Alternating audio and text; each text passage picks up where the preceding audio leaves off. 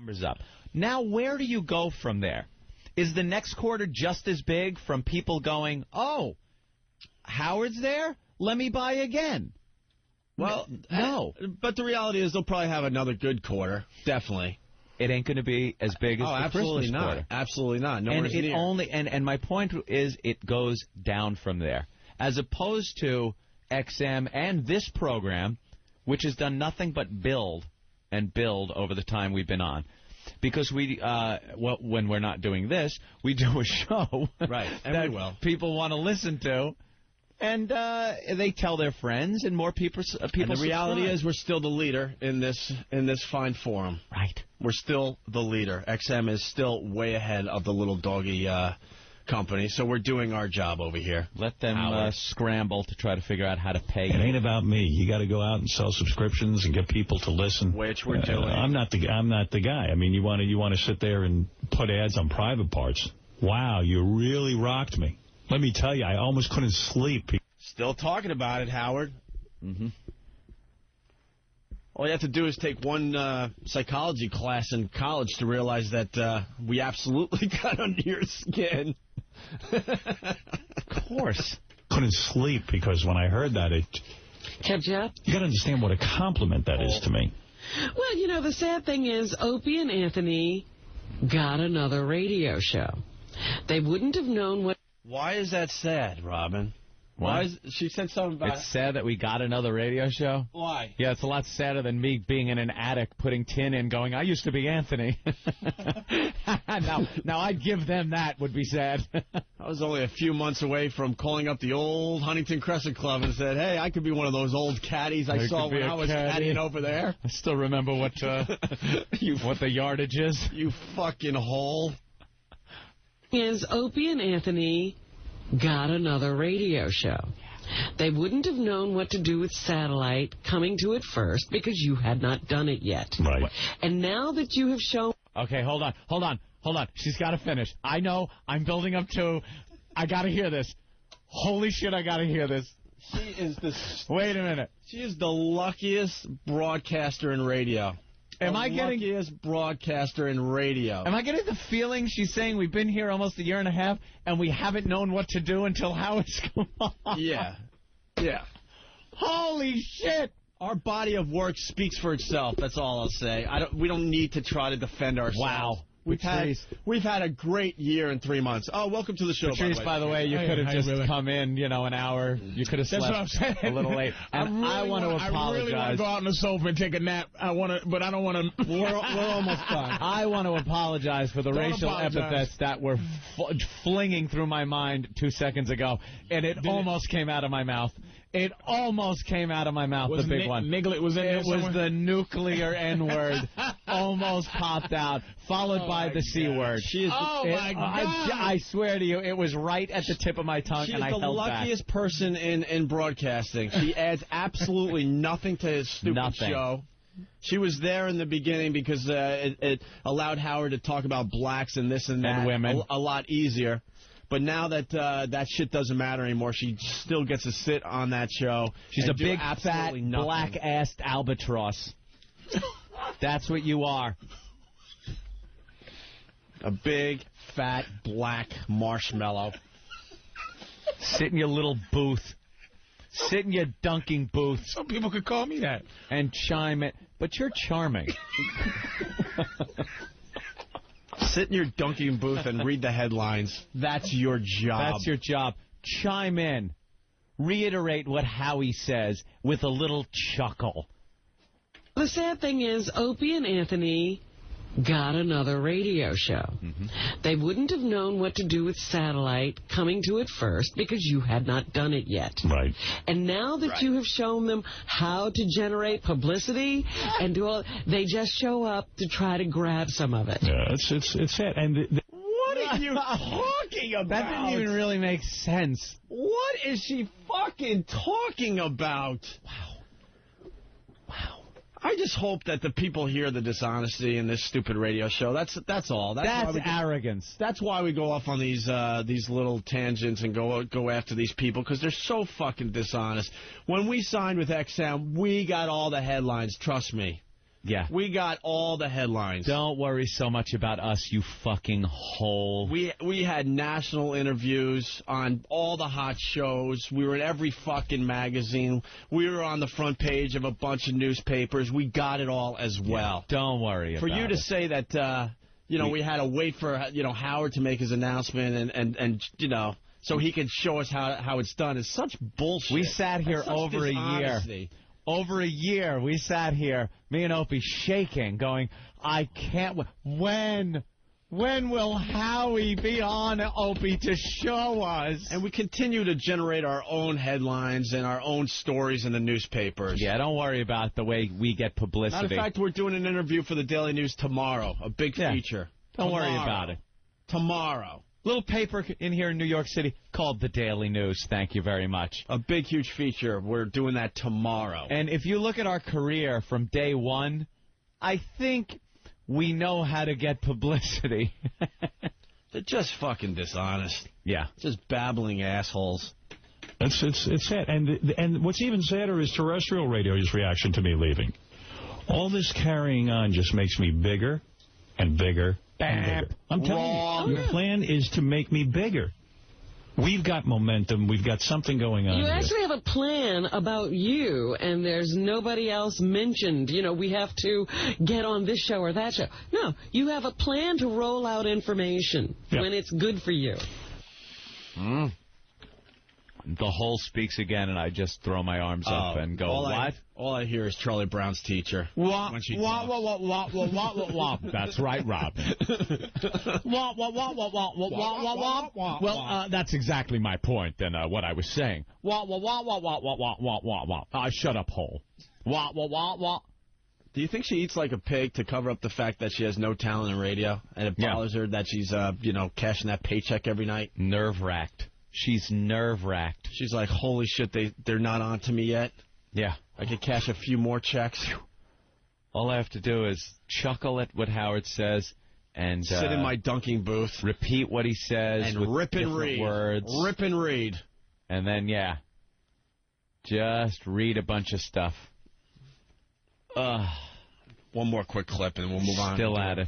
A real radio show today. Well, they have a very bad problem over at XM because, I'm privy to this stuff. They have a board of directors that rides their ass. Whenever they want to make a decision, they are paralyzed.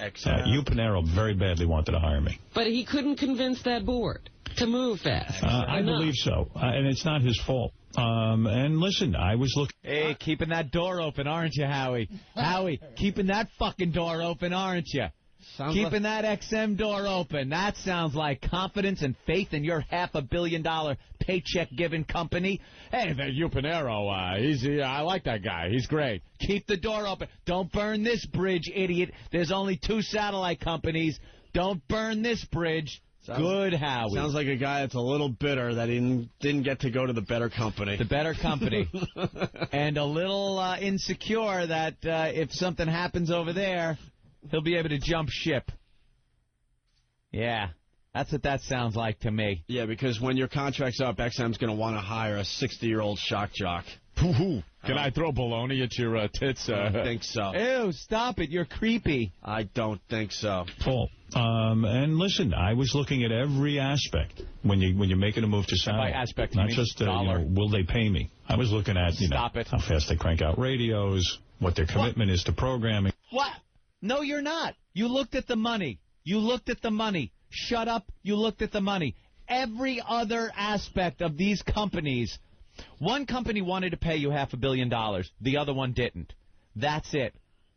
That's it. XM, every other part of XM works out on paper better than Sirius. Everything. Their financials, the technology, the management, everything works out better. And don't take our word for it. Read the latest issue of Barron's. Barron's, that little-known publication that covers Wall Street. Barron's. You idiot. The guy is a lying sack of cunt. That's what you are. Wait, you lie. Wait, I got to dump out of that. We got to censor dump ourselves. out. We better censor that. We're over the line here. We don't have channel blocking, so we better make believe that we have responsibility here at our company. Not just, will they pay me? I was looking at, how fast they crank out radios, what their commitment is to programming and all that stuff. XM's not a bad company. It's just, for me, this was a better company. This was the place for me. For you. It just seems lazy to me to just rely on commercial-free music as your selling point. Or the Ellen Show. Right. I mean, what's that? Oh, yeah. And then even the Snoop channel is a reaction to the Eminem show. What an asshole. They're trying to knock us down because we have Ellen DeGeneres and Snoop. They have Martha Stewart and Eminem. And it's called and Variety. Eminem doesn't even do anything. They just hired his fucking name. His name. And it's called Variety because, Howie, not everyone is listening to Howard Stern. Sorry. And you know something? Some people will tune in and listen to Ellen. Big Ellen fans will tune in and listen to Ellen. As will they listen to that old, raggedy, convict bitch Martha Stewart over there on your company. People will listen to that. It's just the way it is. But Ellen, it's part of the beauty of satellite is that it's not all about one guy. And Ellen trumps Martha Stewart every time. Stop. Every fucking time. It's whatever. It's just not all about you. And this guy thinks it's all about him. What's that? And then even the Snoop channel is a reaction to the Eminem channel, which was a brilliant move. But that's what I'm saying. All they did was come out and say we're commercial-free, and everything else has been a reaction to whatever else has gone on. So you mean, don't just imitate. Initiate something new. Ooh. And that would be the secret to success. What? And, we'll see what happens. So when we make our next announcement, you'll say that we took your advice, right, Howie? Yeah. Wait till you hear what XM does next. Wait till you hear what XM does next. Wait till you hear what XM does next. There it was, your dose of insincerity, dishonesty, lying, with a little fat black-ass hole thrown in for measure. Mm-hmm. It's just getting larger and larger and larger. You are getting so fucking fat. Oh! Oh!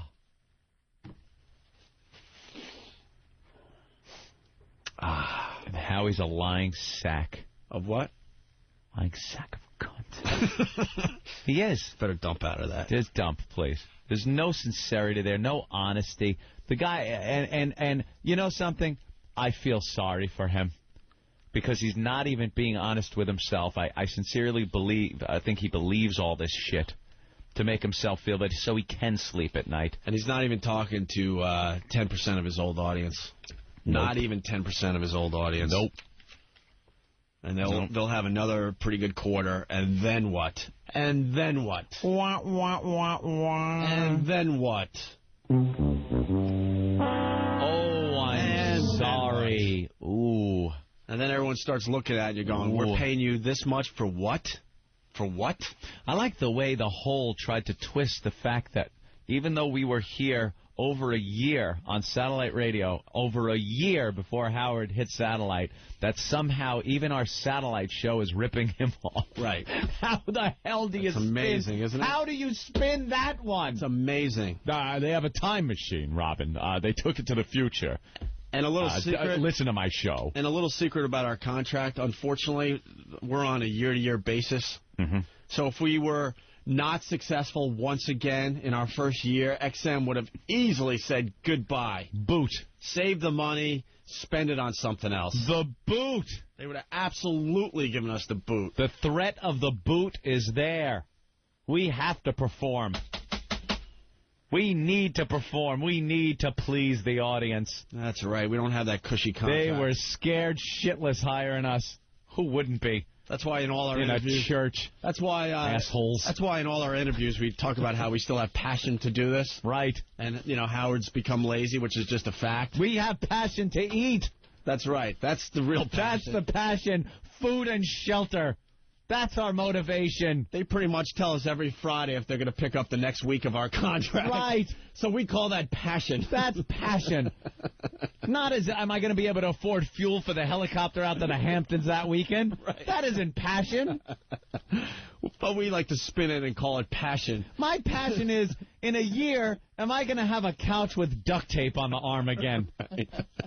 The fact is, we have no choice. We have to put on a great radio show every fucking day. Every day. It's the passion to eat. We can't rest one day at this new job. They can fire us tomorrow. And not have a problem with it. And we'll just be a blink, blink in the satellite radio. That's it. Business. That's what our passion is. But thank the good Lord, we're doing just fine over here. Thank you very much. All right. We're going to start our radio show next. Patrice O'Neill is here, and we couldn't be happier. We got lots to talk about today. Just walked in the door, Patrice. Slept a little late. What's been going on? Nothing. Just talking about cool. I'm sorry, other radio shows, things like that. Nothing you'd want to get involved in. But, you know, instead of maybe hearing some bitterness in our voices today, why don't you just pick up the latest issue of Barron's? Barron's. Because we back up the shit we say on our show with cold, hard facts. I believe it's available online, too, complete with the graphs and pie charts. Yeah, and look how impressive the pie charts are. I was very impressed by the pie charts. There were some big words in the Barron's article, so I just went to the charts. And I saw that XM had a much bigger piece of the pie. They were blue. They were colored blue, and then I think the Sirius was the red, and the blue was bigger. The blue was bigger, and it had a dollop of whipped cream on top. All right, a couple of radio teases, because we love radio teases. I got a couple. Ann had a moment watching Web Junk 20, Patrice O'Neill's new show on VH1. Love the show. Don't even say. I'm not just kissing ass over here. I love the show. Don't even say what happened. You're very funny on there. It's just like the video clips are what they are. I've seen some of them online, but Patrice's comments are very funny. That's right, and we'll get into what happened as Anthony was watching Web Junk 20. Yes. And I guess we got to play a little game called Guess Which Member of the Opie and Anthony Show went and saw Brokeback Mountain on their own. Oh, yeah, this is difficult. Guess which member went and saw Brokeback Mountain. Actually went to the movie theater and said, I am going to see that movie. Brokeback, the faggot cowboy movie. That's the one I want to see. Excuse me, sir.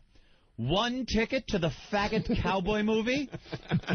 Thank you. No, I don't want to give to the children. No, Stop I don't want to asking. see Munich. No, I don't want to see Scarlett Johansson and Match Point. Don't hand me 18 advertisements I have to throw away, too. I need 1 ticket to the faggot cowboy movie. When I go to the movies, they give you the ticket, and then they give you, like, I don't know, advertisements for the snack bar. Coupons. It's like, believe me, I'm walking up to it. Coupon. I know where it is. Right. I know it's available there. Right. It's not like, oh, I could get a Buick. Right. You know, it's a snack bar. Give me some Twizzlers. All right.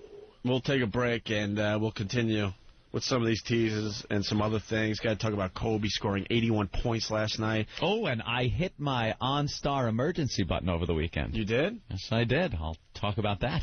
And after these words. And Howard's feeling very sorry for Aunt and I as we proceed to buy nice places of residence for ourselves. And I was shopping for a home in Manhattan over the weekend and had Were you house shopping? I had something a little crazy happen to me as well. Look at all these teases. These are just teasing. We are teasing. You're not supposed to tease on satellite. Didn't Howie teach you that? But Howie continues to feel sorry for us. By the way, Howard, we'll continue to be wherever you're at, under your fucking skin. Yep. He's trying to use reverse psychology with the whole I feel sorry for these guys. No, we know it gets to you. We know it's easy to get under your skin, and we will continue. Our pests will continue to do Not that. as easier as it used to be to get under his skin, because it's a little tighter now than it was. A little tighter now, right, because that's what you want in your shock jock, a facelift. That's just brilliant. Didn't he used to who was it he used to goof on? Scott Shannon. Holy shit, pull the audio of that one, kids. The Scott Shannon facelift rants that Howard used to go on. He's him now. What sets him apart from what he was goofing on about Scott Shannon, that Scott Shannon went in and got a facelift? Yeah, I got a facelift. What do you think? I remember listening to that. We know for a fact he has a new nose, a new neck. It was told to us. We can't confirm. Get a new show. We can't confirm this, but he adds hair all the fucking time. Yeah. and he pretty much has to go to a parlor to get his hair done. Ha ha ha, Howard. No, Chia Pet? Yeah, that was good. Stink. Feel sorry for me. All right, we'll end this segment with Howard Stern talking about the #1 satellite radio company in America. You got AM, you got FM, and now it's time to get XM. XM is the #1 satellite radio service, and it's doing for radio what cable did for TV, offering more choice than ever before with over 100 digital channels of music, news, sports, comedy, talk. XM's got a channel for just about every type of music, from hip-hop to album rock, heavy metal. They even have a channel for unsigned bands. Now you can hear the music you love the way you want to hear it, completely uncensored and 100% commercial-free, and in digital quality sound. It's easy to get XM. XM is available at electronic stores like Best Buy and Circuit City, or you can get it in new cars, including many General Motors, Honda, and Acura vehicles. Visit xmradio.com for details. Beyond AM, beyond FM, XM, satellite radio. Hardware and required subscription sold separately.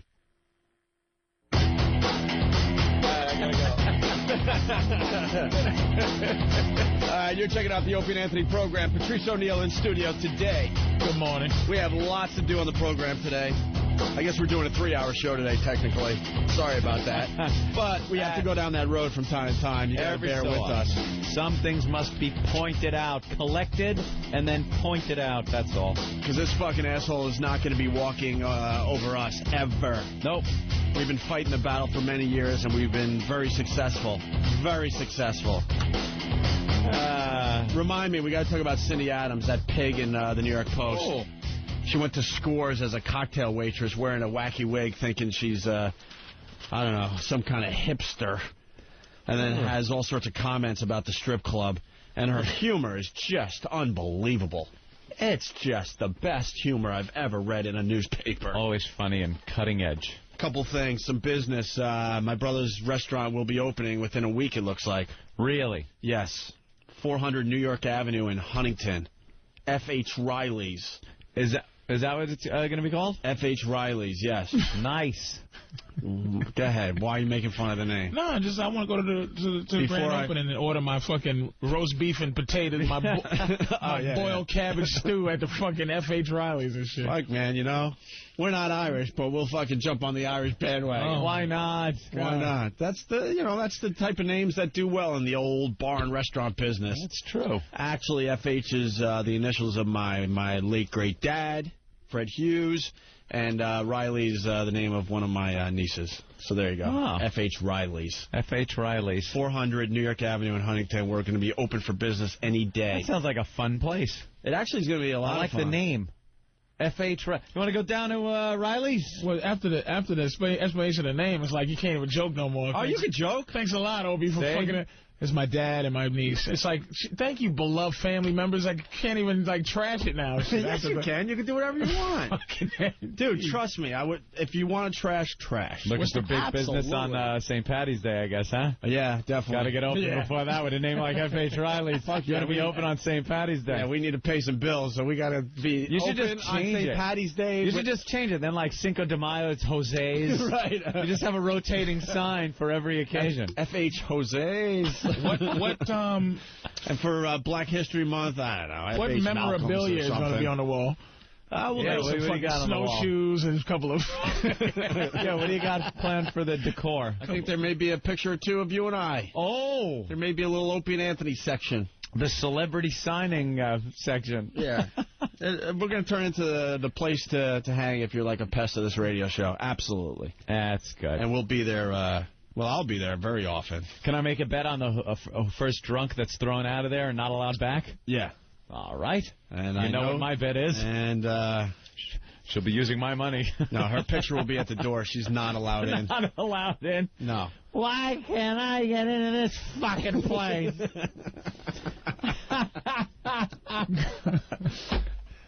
Well, have a little 6-piece Riley fingers. Some. Oh, yeah. No, my brother's an amazing chef. He's been doing it his whole life. What's the cuisine?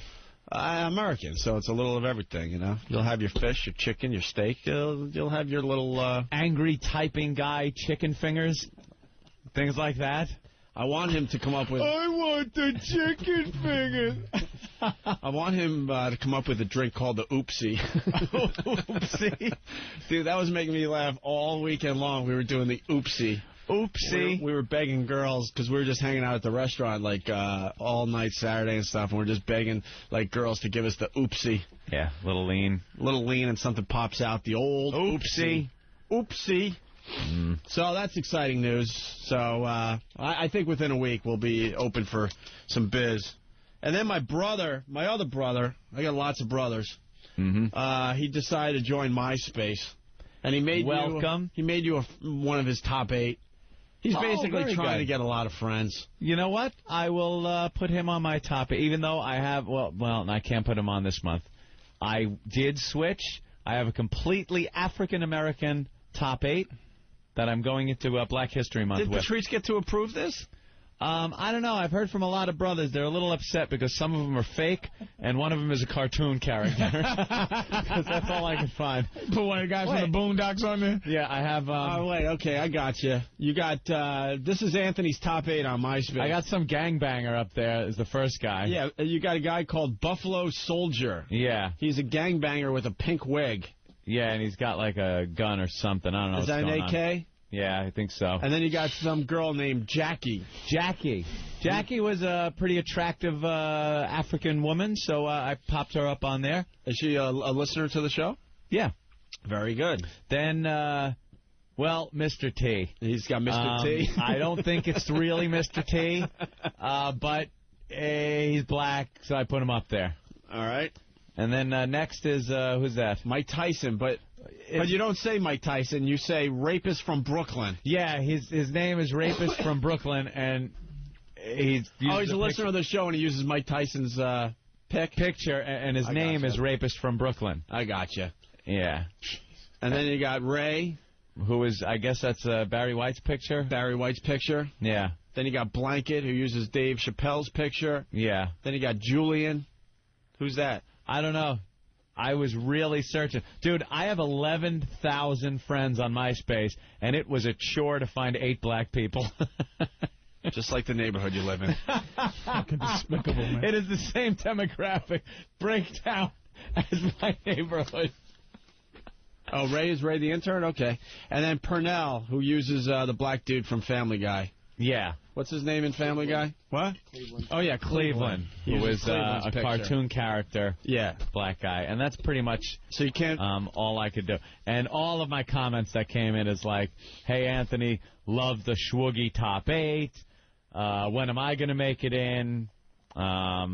I can't wait till Black History Month is over so I could be in your top 8. A lot of people are very unappreciative. It's the amazing. Fact that I'm supporting. Jesus, one fucking month can you have a fucking bunch of black people? One month. That's all I'm trying to do. The rest of the 11 is it's all white hour, and it's like fucking like just 1 month. Just put a couple of black people. Trying to show a little support. Yeah. Okay, is a little contradiction there because my favorite music artist, I only have one, and it's Prussian Blue. Prussian Blue. Those 2 adorable little girls that sing racist white supremacist songs. The Nazi girls. The Nazi girls. You ever see them? Never heard of them. Prussian Blue. They are the cutest thing this side of a puggle. They are adorable. And they wear little shirts with smiley faces, but the smiley face has a little Hitler mustache. How cute is that?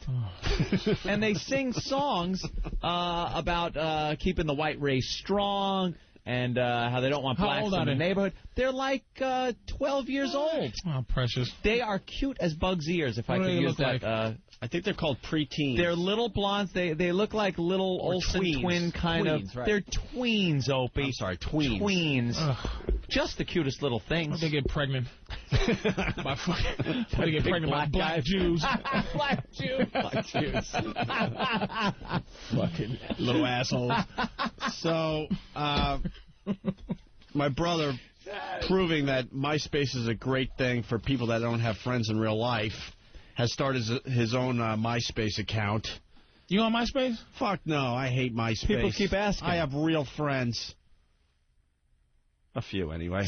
Real friends. I don't want to do. You should have heard the conversation we had on the phone last night. 11,000 friends. Yeah, Patrice and I. Horrendous. Patrice and I decided to take our little thing to the next level. You were trying to make friends? See if there's a friendship thing happening. Don't ever call me again. That's all I got to say. We are radio friends. Wait a minute. You started sick. You started by leaving a very awkward message that I still have on my phone, inviting me to the Knick game. Yeah, no, I didn't leave it. I texted because this cocksucker doesn't call you back. So, and then when he calls, you can tell it's a time where you should be very excited that he called. Like it should be a drum roll right before the call. Like, it's Opie calling you. You better pick up motherfucking right now. Yeah. So we talking. I invited him to the basketball game. We had an extra ticket front row. I know Opie likes fucking sports. Basketball. So it was like, you know, text message, nothing. So he does an excuse that I do, which I respect. No, it's not an excuse. I swear to God, dude, I would... No, well, not an excuse, but like I know you're having fun for the radio. Like I would have went to the... No! Dude, I would have went to the Knick game, no problem. I would have dropped everything. His text? That's the context. All his emotion, the context is... I didn't get back to you in time. Not even a fucking fucks no, nothing. Just no. Yeah, that's where I'm Can't go. But there was no excuse. Did you get the text and go, click? I had a little birthday party on Long Island for a 6-year-old I had to go to. My niece. Jamie's birthday. That would leave you more time to text than being at any other event. I know. Wait, here's the thing. I do the same shitty shit to people. Everyone does. My message on my outgoing message is, listen, dude, your message good luck. Good luck. Leave a message and cross your fingers. Because I know I'm a hunk of shit. That's no big deal. So you got to taste your own medicine. So maybe we could be friends. We could be friends. As I look at a 516 number, 516. Oh, what the fuck? You know, fuck you want. We had small talk on the phone last night. I think it went okay. It was very awkward. Small talk. Because we decided to take it to the next level. You know, we're all getting along with Patrice. So now, like, he invited me to the Knick game. I called him back last night. A little small talk. Yeah. I think there's a potential friendship that's blooming. Did you have any mutual interests that you talked about? You can feel when you know how you feel when it just died out. Like, you know, like with the spaghetti strainer, that last bit of water that you drain off the spaghetti. You can feel that conversation just draining off the spaghetti. Left. And it just was like, so then. Hey, man, I'm going to watch Flavor. I'm like, not watching it, just, oh, no, it didn't hit that wall. And then it was the awkward hang-up. It was just, I thought it was a good start, though. Well, take it easy, man. It was a good try. No, it's not even a try. I would like to be your friend, actually. I have a similar story. Bob Kelly tried to become my friend because he started doing the radio show, and I was at Starbucks with him and Jim Norton one day, and he's doing all that small talk bullshit. Oh. You know, just babbling about nothing. I actually looked at him. He'll tell you. And I go, Bob, I got to tell you, man, I don't think you and I will ever become friends. It ain't going to happen. I'm not feeling it. Instead of feeling our way through this and making believe, I just want to tell you right off the bat, I don't think you can become friends. Ain't working. Norton's eyes were like fucking huge. You gotta love a motherfucker like that. I was like, lay it out let's there. Stop don't trying. Even try. Let's stop trying. It ain't happening. That's so genius. I don't hate the guy or anything, but I'm like, you know, Bob, I'm not feeling honest, and no one's wasting time. Now you're not wasting time. Fucking E-Rock just tried to have a low drop. Hey, Opie, how's your brother's restaurant? Opie's like, what? He said what? Yeah, 10 minutes later, what? You can see the look on his face, like he's been trying ever since he's been on the show, and it just ain't happening. He's like, goes home and goes, I'm going to find something else in my life because I'm tired of being just this Mr. Computer Boy. Go get the CD. I just want to say hi to Gregory. Maybe it'll build up into something. He was feeling good, you know. He's like, wait, you know what? I think he's open for a little conversation today. No, and when it's so forced, you try to find something to like get into. You just go, wait, what's a good one? Oh, well, the restaurant's very important to him right now. Sure. Yeah. I bring nothing to the table. I bring nothing to the table. We didn't have a bad conversation. It was like, there was our very first outside of this radio. I liked it, kind of conversation. I actually liked it. Fine. I was actually going to call you up because I wanted to go down to the cellar this weekend, but then I had to get out to Long Island, check out the restaurant and stuff. But the Knick game was cool, huh? Yeah. Fucking dude, I've never sat on the court. Genius.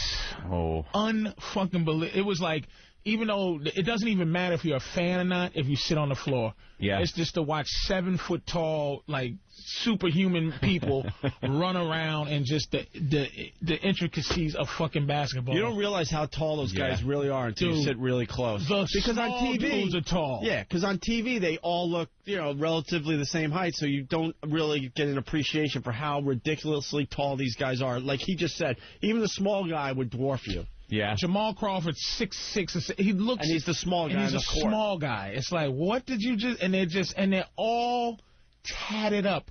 They had a white boy on New Orleans, big white boy Anderson, who actually watched Web Junk 20. He's real ghetto, long hair for the Hornets. He's like, wait, hold up. Oh, you on that web shit, right? I'm like, okay. And he had all the, in God we trust tattoos and the prayer hands and the fucking. Basketball players are all into tats, man. It's just they're tatted. It's just I was like, it's just white supremacists and it's devil worshippers and gang members all over the fucking place, making millions of fucking dollars, man, and just.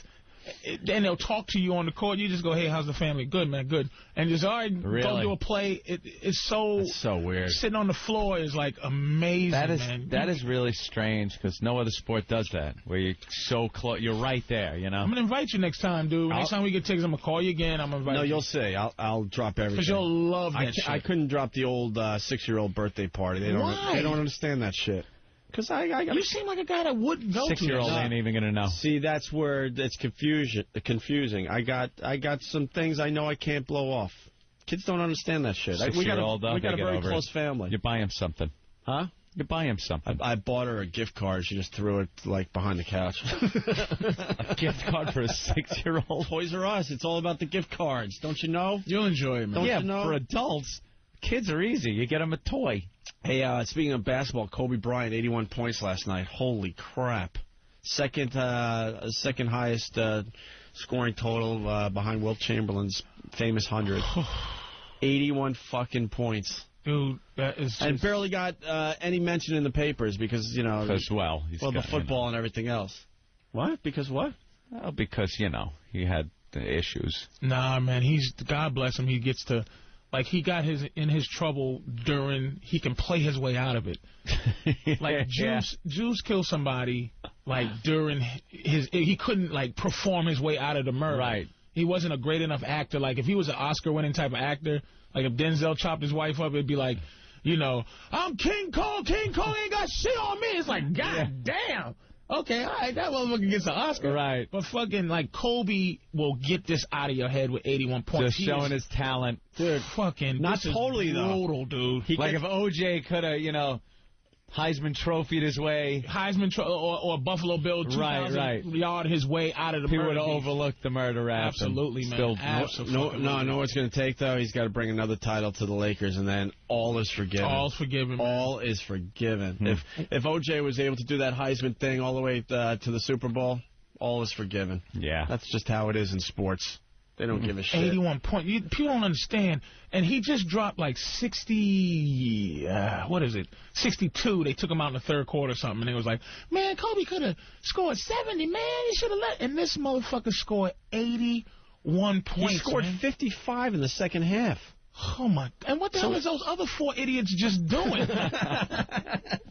As a motherfucker who gets the same check, like, I know, okay, you guys are the motherfuckers on the show, so I'm visiting. But it's like, from time to time, I'll just go, hey, how you doing? I know Opie will drop 40, you'll drop 40, and I'll just go, let me get a... No, you dropped... Give it to me down low for just a second, motherfucker. Dude, you dropped the 81 last week on this show. You had some fucking game last week. Unfortunately, some of his bits affected me. I was walking through the mall yesterday, and in my head, I got, it's raining things, hallelujah, it's raining stuff, and I'm whistling it.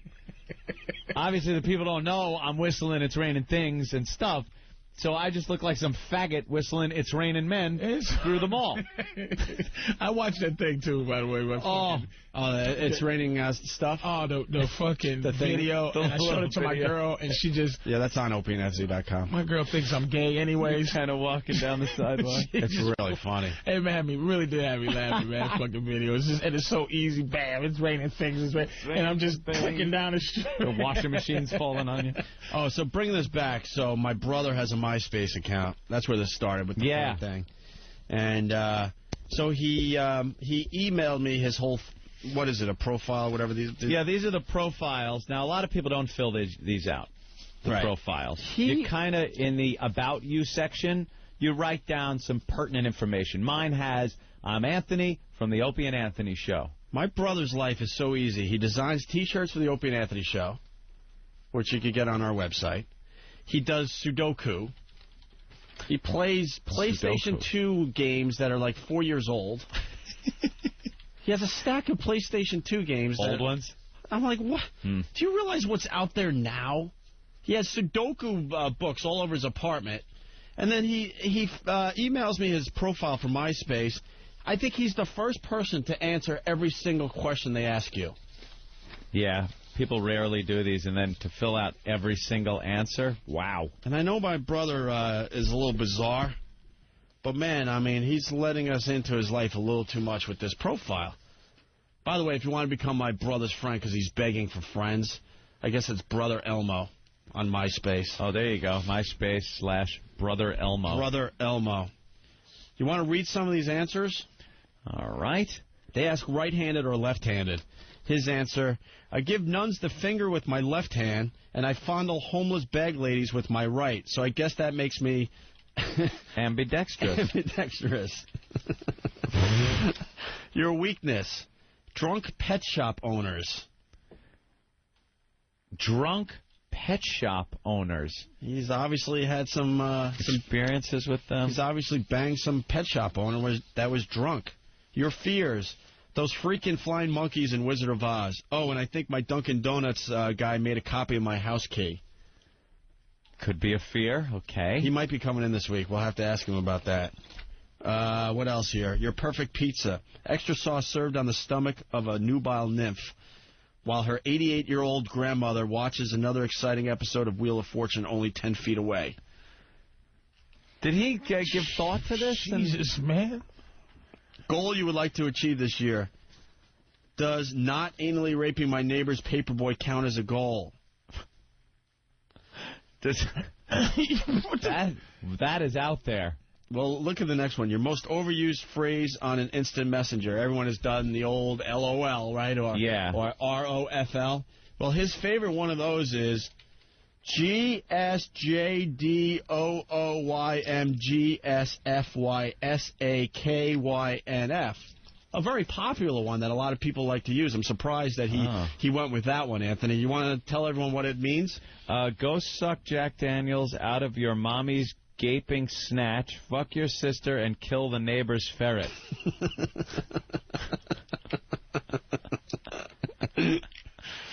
This is scaring me. Thoughts first waking up. Oh, crap. Jessica Alba isn't really here. It was only a dream. Oh, and where did this huge blood stain come from?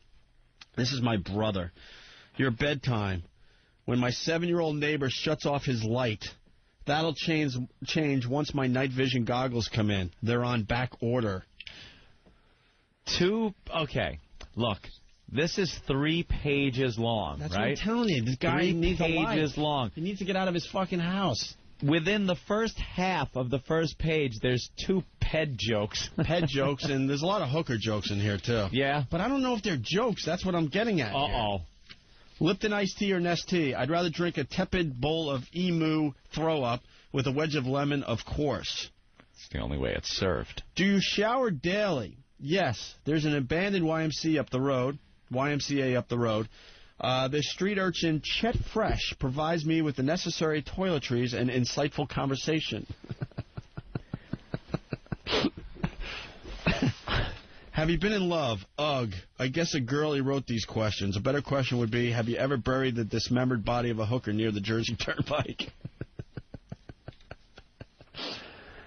Do you want to go to college? Not again. I have a recurring dream that they discover all of my college tests were taken with a number 3 pencil, not a number 2, and I have to go start all over again. At least when I'm crying, Jessica Alba is there to comfort me. It just goes on and on. Is there any other ones worth reading? Good. Do you believe in yourself? Absolutely, but the children of the world don't. My legend of a jolly, gift-stealing, baboon-riding Elmo man who appears in children's bedrooms in the dead of night has yet to take root in our ever-cynical society. Do you get motion sickness? If the Hoodoo girl flies past the table too fast, I've been known to swoon. In the past month, have you gone on a date? Does prison rape count? In the past month, have you been on, and then he finishes it with saying, been on top of a mound of dirt with a woman of questionable moral fiber 2 feet below. Another buried dead girl joke. In the past month, have you eaten sushi? My own special recipe, I find a sea robin that's been languishing on the beach in the hot midsummer sun for a good 2 weeks or so. Add a little oil and saute it over rice before I give it to the hooker. It's funny because, come on, who wants that as a last meal? A lot of hooker jokes from my brother. That just goes on and on. Obviously. Yeah, visit his site, become his friend, see what he's all about. Brother Elmo. Wow. Good old Brother Elmo on MySpace. I think this show has an effect on the family members. You think so? They're losing their minds out there. Someone is saying Jimmy's much worse. Is Jimmy's a lot worse than that? But it's Jimmy. Let's go to Kevin on Long Island. Kevin. Hey, what's going on, guys? Hey. Yeah, I just want to say, well, it looks like he's been reading Norton's page too much, because Norton filled out one of the surveys, and he's got some great answers, but Brother Elmo was taking a stab at it and just didn't succeed. Well, I'm not saying it's like brilliant. It's a little twisted and disturbing when it's your brother. Right, but I don't think he's serious.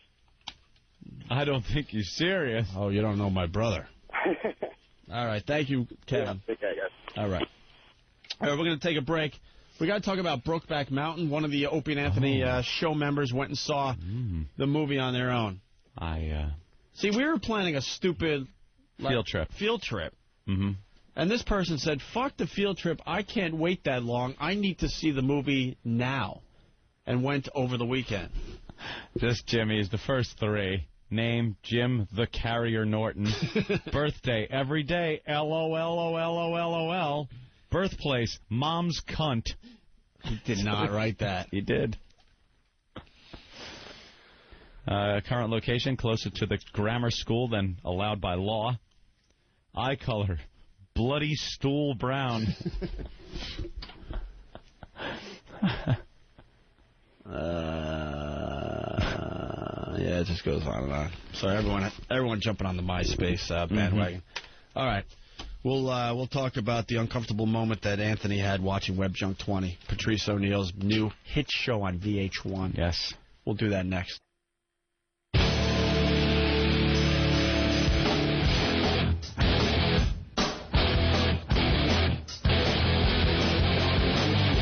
going to be a cool on Friday. We're talking about American Mess. It starts up this coming Friday on the Opie and Anthony program. A lot of people confused. They think you need, like, I don't know, something wrong with your body to get in the door. No. If you're just a mess in general, if you have something to offer this radio program, kind of like Stalker Patty, Pat from Menaki, Big A, Twitchell's, half a Hulk face, we're looking for that unusual, freakish person, I guess. I guess we're kind of looking for the next freak. Speech impediment. Could be a chick with those fucked up teeth where she can't talk or get dates. Say anything. Or you're a girl that could smoke a cigarette through your vag. We've seen that before. Well, we have seen that. So maybe it's a special talent, something that we could take on the road with us and exploit. What is unacceptable? An unacceptable fucking makes you cringe body ailment. Ooh. Fucking affliction. Yeah. Just a horrible affliction. Spina bifida. So it's pretty much open, man. And we got Patrice. He's going to be one of the judges. I think we should make Twitchell's one of the judges because he's the latest find. So let him help us find another person. I think my brother Elmo is coming in because he's pretty harsh when it comes to this shit. But it's an American Mess. I think we're going to do an open call every Friday for a while. until we really get that special person. Get a good collection up. And I believe the best one that comes in Friday, I got to get Ben in here real fast. I think we got 2 tickets to the Lingerie Bowl. Or 2 trips? I think we have 2 trips. 2 trips? 2 trips, yeah. You want to spread out the trips? Bring or is it too late? Like the best one on Friday, we give a trip to the Lingerie Bowl, and then the following Friday. That would be the way to go. That's close, but it's that weekend. Oh, that's I got to check with the flights. No, you're right. All right, we'll probably have 2 trips to Lingerie Bowl, 2 separate trips to Lingerie Bowl for the 2 best messes we see on Friday. With a guest. With a guest, yeah. Saturday is the Lingerie Bowl? No, it's on Sunday, but if we did Wow. I guess you could do it. I could check. Who's winning the Super Bowl, by the way? Pittsburgh. This Super Bowl's going to stink. No, it's not. It's just we got listeners. The bus. We got listeners in Pittsburgh. They're very excited. But I really am rooting for it's 2 who cares teams. I mean, not Pittsburgh's not a who cares. No, team. come on. You got to love Pittsburgh. I mean, it's fucking Seattle. Where I sit, I could care less about the Steelers. How can you not like the Steelers? How can you not like Pettis and the coach? I do want the Steelers over the Seahawks, but do I care that much? Steelers is that's like a major. It's going to be the Super Bowl. Yeah, but it's going to be the lowest rated Super Bowl in recent years. Only because of the fucking Seahawks. The Seattle Seahawks made fucking it. Gay the Seattle Seahawks. It's been raining in Seattle for 40 straight days. The Kentucky Pigeons. It didn't rain yesterday. Yeah. Some of those names are just Seattle stupid. just isn't a football city. No. They really don't care about. They'd rather just they do heroin. care. They do care. Sit and do fucking heroin. I don't know, man. That was. Yeah, did you hear how loud that crowd was yesterday during the game? I mean, you could barely hear Troy Aikman. No, they're great fans, man. Yeah. Troy, you could barely hear them commentating. Do we really need to hear Troy Aikman? I like Troy Aikman. You don't like his commentating? What do you love about football, big man? Nothing's worse than Shannon Sharp. He's the worst. Why? You can't even understand what he's saying. And then I understand exactly what he's saying. Well. Look in the mirror. I mean, Jesus.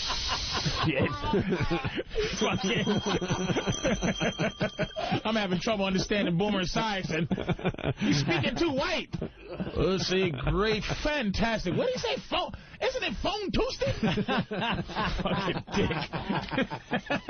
I like you, though. You fight back well. It's cute how you fight back. Phone Tuesday. You should say Phone Tuesday like Shannon.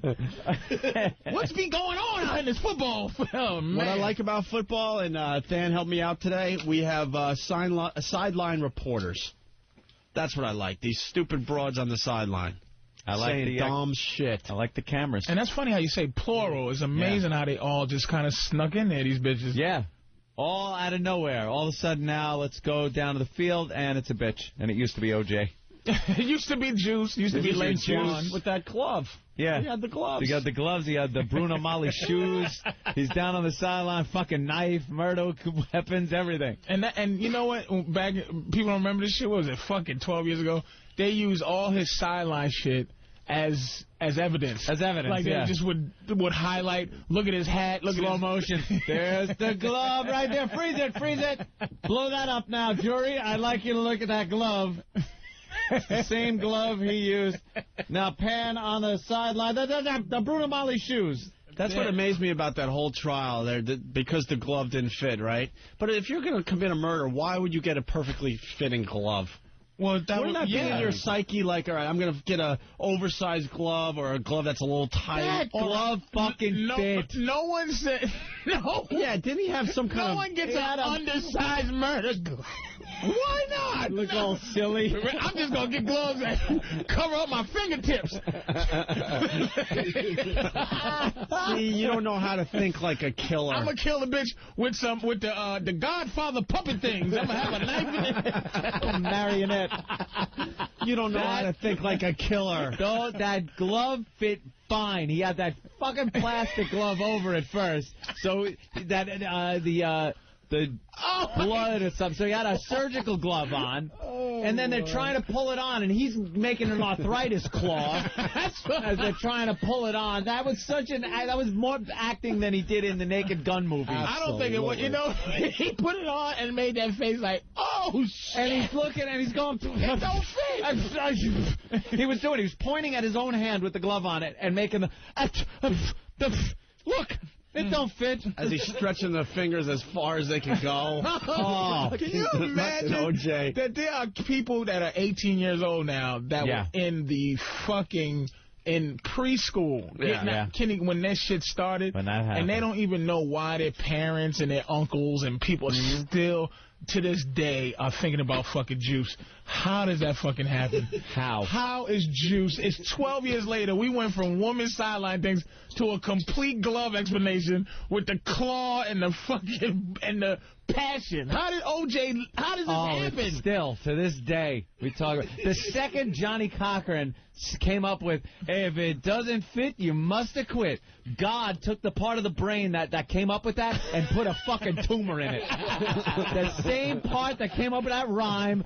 He put that right in the courtroom. He put the tumor there, and years later, that's what killed him. Oh, man. If it does not fit, you must have quit. I just want white people to admit that that's all I want out of this OJ thing. I'll leave white people alone for the rest of my life if they can just admit that that nigga getting off with that shit bothered them on just a racial level. Stop with the, I'm just upset. I'm angry with when any man kills any woman anywhere in life. It was the fact that Johnny Cochran and all the rest of them completely played the race card. They used Mark Furman, just another white cop who used the word nigger somewhere in his career. God forbid. I defy you to find one white person out there that hasn't uttered that word at some point in their life. Never mind a cop. I won't.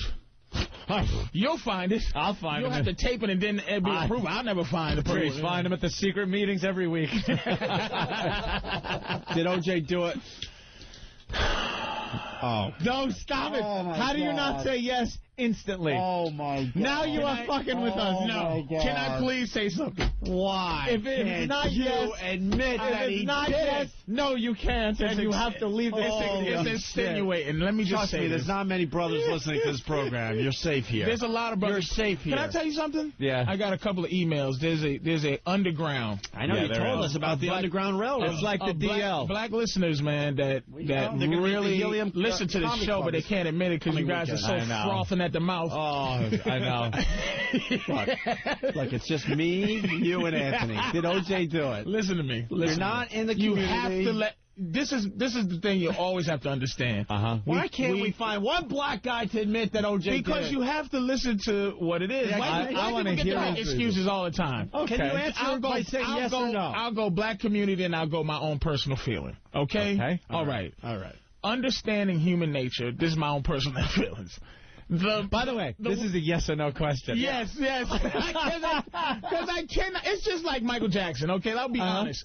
It's like when a white person asks you the question. If a black people ask me, it's like, hell yeah, the motherfucker touched the kid. Fuck yeah, he did it. Yeah. But when white people ask you black questions, it's just like, you can't just say yes. Right. You can't. It's the rules. Why, yes, sir, he did. Yes, sir. Them Glovers fit. And that's just like I was on fucking Adam Carolla. And Adam Carolla showed me a picture of, talking about all reality shows suck, but he shows a picture of Whitney Houston and Bobby Brown, and Whitney with the cracked up face. Right. And it's like, why would you pull out all the fucking so that I'm the motherfucker that trashes crackhead Whitney to save you?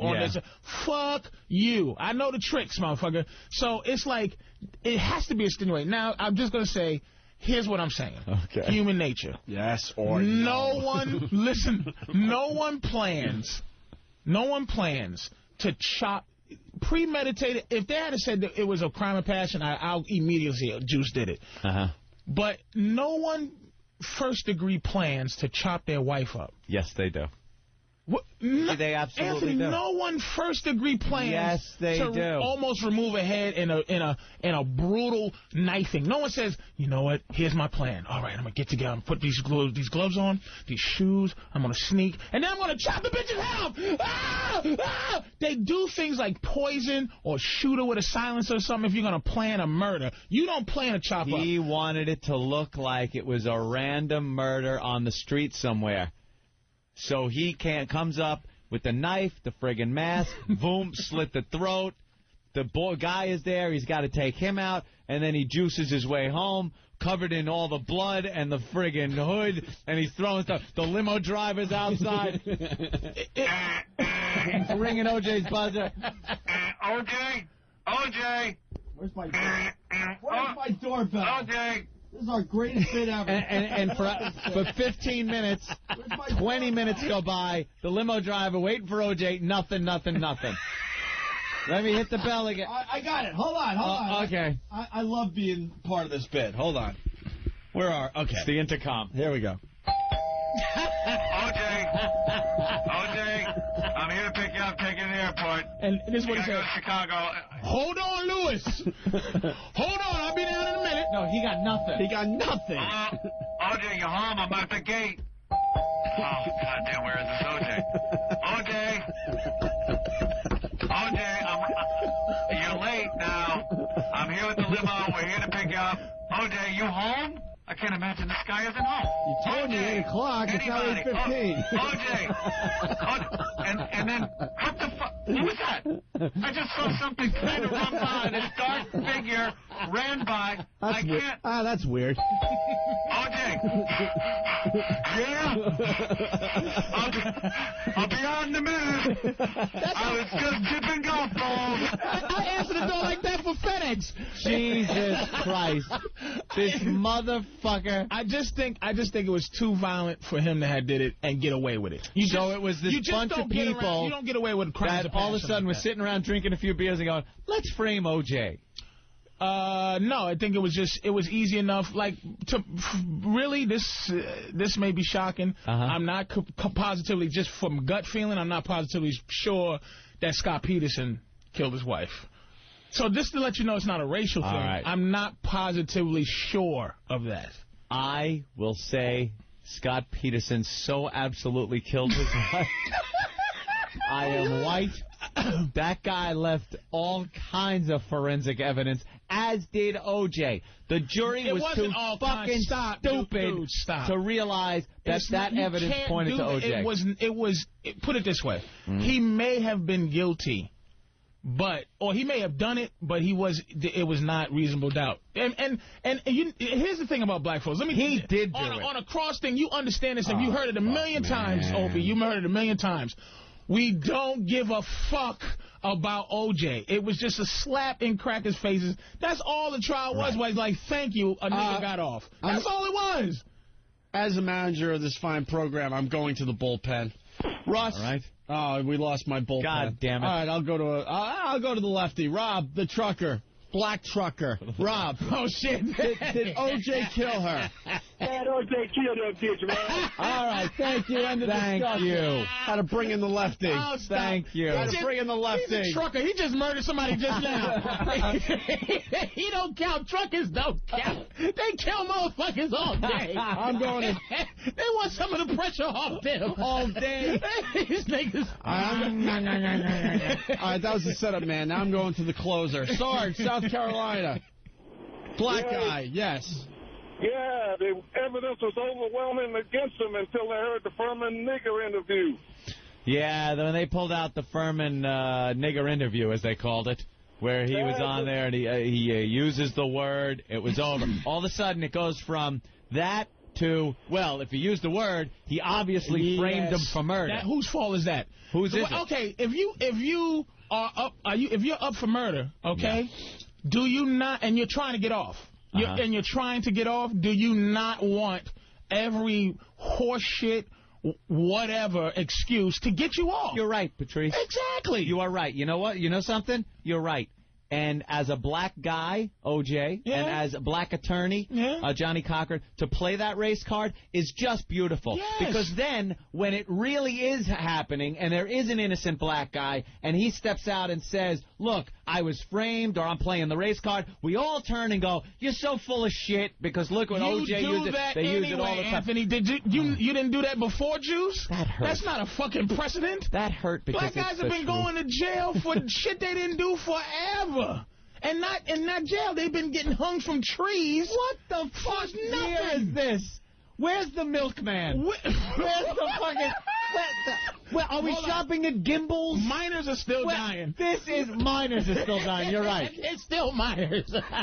He makes a good point, Anthony. He makes a good point. I'm saying I don't give a shit either way, but I'm saying I can't. He was found, whatever the fuck you want to call it. Innocent. Not guilty. Not found innocent. He was found not guilty. But with all the crimes, right, why? This is I've never gotten this answer. I'll even say Juice did it if I can get this answer. Why have white people been...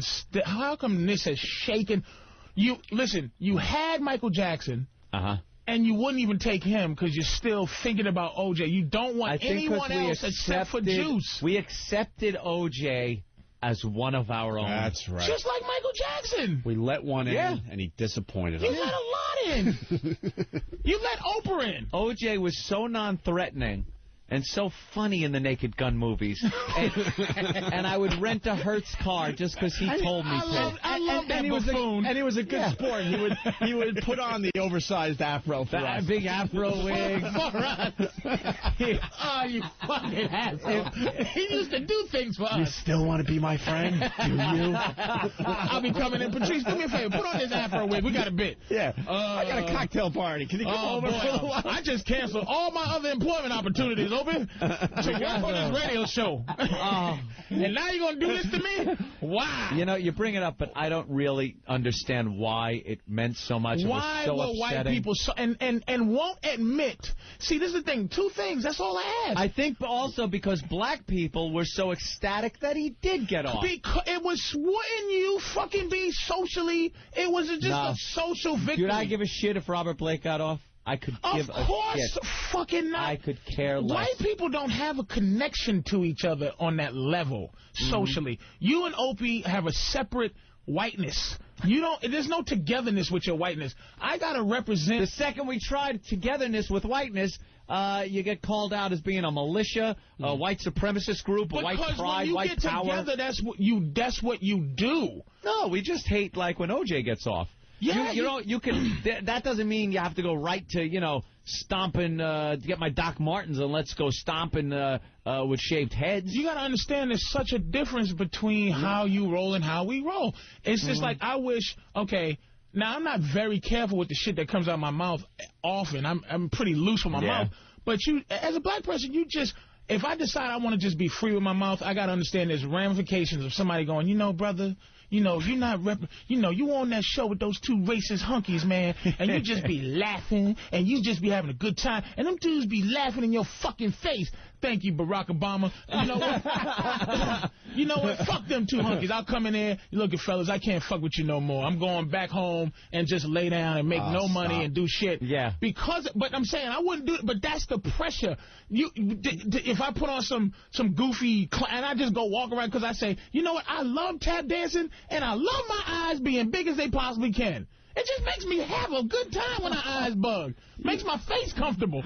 It's like white people can do anything they want to do and be as foolish as they want to be, and other white people don't go, You're a sellout white person. You hold your own though, bro. I have to. You give it back pretty good. By the way, Pat from Boston has something he wants to say. Pat, sure, it's racist. Pat, Boston. Hey, Patrice, yes or no? Just leave the footnotes at home, okay, buddy? The footnotes are out. Footnotes are getting it. All right, whatever. So just to wrap up this thing, NFL sideline reporter Pam Oliver. That's where this started, right? Because it was started. Yeah. God, it's so weird, the tangents we go on this fucking show. How Juice just still emotes past, and people aren't even at home. I guarantee people listen to the show, they're not going, oh, God, Juice, come on. It still resonates. People remember details. Rage. Yeah, where I sit, though, it wasn't a black-white thing for me. It was. But was you angry? I was angry that her murderer got off. I'm angry at the system. Why weren't you mad that the guy that owns Times Square dressed up like a woman and chopped up his fucking his neighbor, dude, and he got off? Why aren't you upset about that? I was more angry at the black people being so excited that he got off. That's what made me more angry than him getting off. Did you understand what Absolutely not. I thought it's I thought it's hypocrisy. Black people we don't qualify to be called hypocrites, motherfucker. We can't. I see it as hypocrisy. In this day and age, in the 90s, when it was... I saw it as hypocrisy. That's what time ended for you. Like there was a time where where whiteness, the whole civil rights thing ended kind of for white people. Like, okay, it's over, la la la. But when did it end for black people? That's all I'm saying. It never ended. We just took away the colored drinking fountain things, but it's still, and let a couple of niggas play golf. But where, at what point... A couple, they're number 1 and number 2 in the world. Well, we're number 1 and number 2 once we get a hold of something. You know, once y'all let us do this shit. Johnny. So I'm just saying, and all these black hockey players, this is around the corner too. White people finish in terms of that kind of shit. You see, it's because the big black, the slave owner, what he would do is breed the big black with... Godspeed there. It still goes on. It's just not, you're not able, the difference is you're not able, unless it's fun or context or a motherfucker on the phone calling, you're not able to just go, listen, nigga, you can't play this, you can't do that, you got to drink. There's no overtness now. Now it's all underneath. You got to, I'm not talking about Whitey all of a sudden getting in your way here. I'm talking about black people hurting themselves with supporting O.J. and being happy. It ruins the credibility when there is somebody that is unjustly imprisoned and black people get together to support this guy and we go, fuck you, O.J. We didn't support O.J. That's what you have to understand. There were parties in the streets. They're showing people jumping. It wasn't about O.J. It could have been fucking Freddie Washington. We just like to see... One get off, even if he did it. Even if he did it. See, that ain't we have to go back because you don't have it, so it's not so prominent because white boys ain't as prominent as they were on the racial scale anymore. But over all the years, man, where motherfuckers just went to jail for shit they didn't do and all that, to see a guy beat the system was our joy. And the fact that and we can easily say that black people were mad at it was the upsetness of white people and the cheering of black people at the same fucking time. White people went, oh my, do you see faces? Oh my God. And I was one of them. Yeah, motherfucker, but we didn't go, yeah. And then you went, oh my God, how can you support him? You went, O.J. got off. And black people went, yeah, oh shit. And the first thing we said was, oh shit, O.J. got off. We just said, oh, shit, Michael Jackson got off. Like you couldn't believe it. We couldn't believe it. And that's why we was happy. Oh, shit. O.J. got off. And white people immediately went, oh, my God. Doctors were dropping their scalpels. My mother worked in the hospital. She said, doctors went, oh, Jesus. Oh, my God, no. Nurses was dropping their trays. How could this happen? And she was the only black person in the room at the time. She didn't go, whoa, shit. O.J., oh, shit. It was just like, how could he get off? She waited until she got home. Until she got off. And me and my mother, we started dancing. Me and Opie were on the phone. We were on the phone with each other. I was watching on my TV. You were watching on yours. It's like, here it comes, here it goes. We, the jury, Orenthal, James Simpson, not guilty. We both went like, first it was just silence. I remember dead silence, and then it was just, you gotta be shitting me. It was unbelievable. You gotta be shitting me. Now, did you say that because you saw black people celebrating, or you said that you was on the phone with Opie and that was your that was my initial reaction before I saw any black people celebrating. Why was that your reaction? Because he was so fucking guilty and he got off. What about, and you know something, dude? You know something? You're right. The first initial reaction had nothing with me to do with race whatsoever. Dude. It was, I cannot believe this guy got off. What says it all is his friend there, Kardashian, even was just Kardashian's face says it all. Says, holy He's standing there with the jury. Why aren't you upset about Look at the clip. Beretta? He goes like, I was upset about that. Absolutely. Why didn't it strike a chord? Why didn't people go, that motherfucker killed his wife? No, why? Because the whole world wasn't watching that trial either. Yeah, no one cared. They didn't care as much. Dude, you gotta remember, that was crazy. Everybody was watching the O.J. trial. Everybody took a peek at that thing. We love racial. We were all involved with that trial. It was like a movie where the bad guy got. It was like $1 Million Baby, where it's like, no, was this a movie? This girl lost her leg, her eye, her fucking head, and then he killed her? This is not Hollywood. It was a Hollywood moment, and the villain got off and deserved it. I mean, he not deserved to get off, but usually if a character in a movie was Juice, he'd go to jail at the end, and then if it was a true story thing, they would give you the synopsis on what happened to him. 10 years later, OJ's he's still in jail watching Naked Gun movies. He's up for parole in 2060. just to let you know, he's still locked up. And he ain't going nowhere. It's not even, you got to understand, it's so not about Juice. It's so not about Juice. When black people see Juice on TV playing golf and doing that, and we go, why isn't people just running away from that motherfucker? Look at Juice just playing golf. Yeah, playing golf with people. We're right with you on the Juice level, but on the social level, that's where the shit kind of flipped up. That's all. I'll even work with you on the social level. But as far as if he did it or not, I am so positive he killed those two people with his bare, angry hands and his knife. And his cuts on his knuckles. So sure. Come on, Patrice. The guy's got, I cut my hand on an ashtray in Chicago. Hey, look, see that? Yeah. I got a nasty scar on my finger. It's blood. It's all fucked up. And I did it. I was putting up my projector. And I unloosened the screws by mistake, and the projector slammed on my fucking finger. Ouch. Now, what if a bitch got killed right outside my house that day, and they look at my finger, and I go, nah, my projector is slammed on my finger. It's a lot of things that can happen to you in the course then you of a fucking day. Then you bleed on the same knife that slit her throat, and your shoe prints are in the blood by her. And it's not just, it wasn't just OJ's cut finger in Chicago. And fucking... OJ! He's supposed to be home. OJ! What is that big OJ-looking guy running into the house by the side? Oh, he just banged into that air conditioner. That had to hurt. I wonder if anyone heard that. What's that big OJ guy? OJ! Hello, limo driver? Yeah, I'm home, open home for hours. I'm just going to throw these clothes away and... All right, let's wrap up this. All right, that's a 12-year thing. Yeah, Jesus Christ. It's amazing. Way to do a current event show. But it's just like... But Patrice makes a great point. People are still fucking like on fire about that.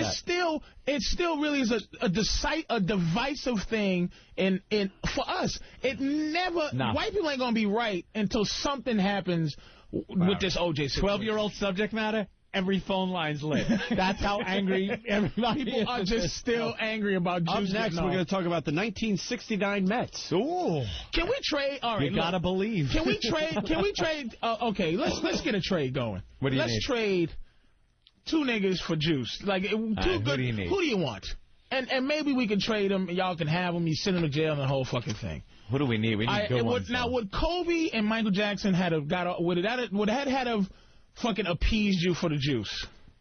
No, appeased for Juice. I don't think. There's no appeasal for Juice. That'll Kobe lucked out. If Kobe did luck out. I have no problem with what Kobe did.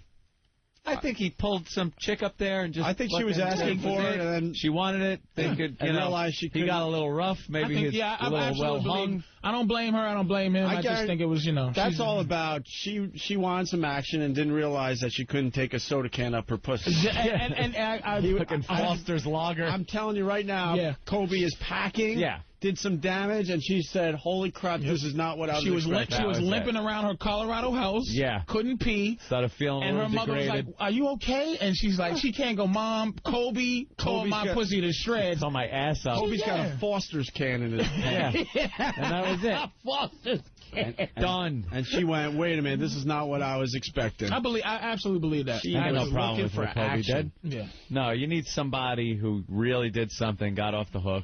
There's no one. There's no Michael Jackson wouldn't have No one equals OJ. Even we all hate Michael Jackson. Yeah, Michael Jackson. He just one that did it, huh? He did it. Damn. Michael Jackson sleeping with little boys, and he moves to some island where he could do it now with impunity. We go to break with, well, we won't go to break, but we got to wrap up the OJ discussion with one of our favorite things, the OJ prank call thing.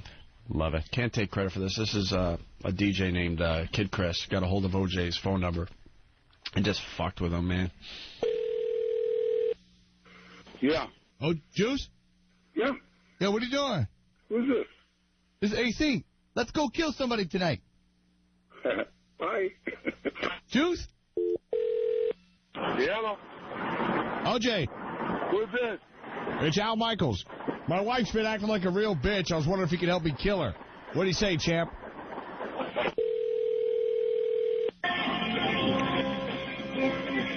I know you? Hey. Juice, it's Chris Rock. It's me, Chris Rock Juice. What do you say you and I go kill the Spice Girls? Juice, every time I call you, I always be laughing. Hello? Juice, you're late. We're supposed to go out and kill people tonight. What's going on? I really can't talk. I'm at dinner with a bunch of people, and I have no idea who you are. I'm the real killer. OJ. Oh, what? Hello? Yeah. Yeah, Juice. Yeah? Juice, what's up? Who is this? It's Dan Dierdorf. You want to go throw the ball around, you know, have some beers, maybe kill somebody?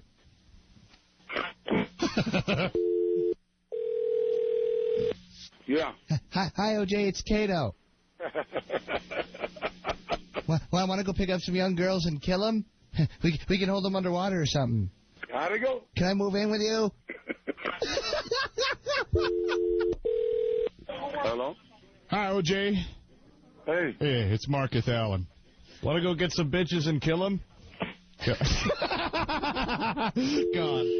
We love that fucking thing. Oh, my God, man. Anyway, so, sideline. I always be laughing. How can a guy with that kind of sense of humor be a fucking murderer?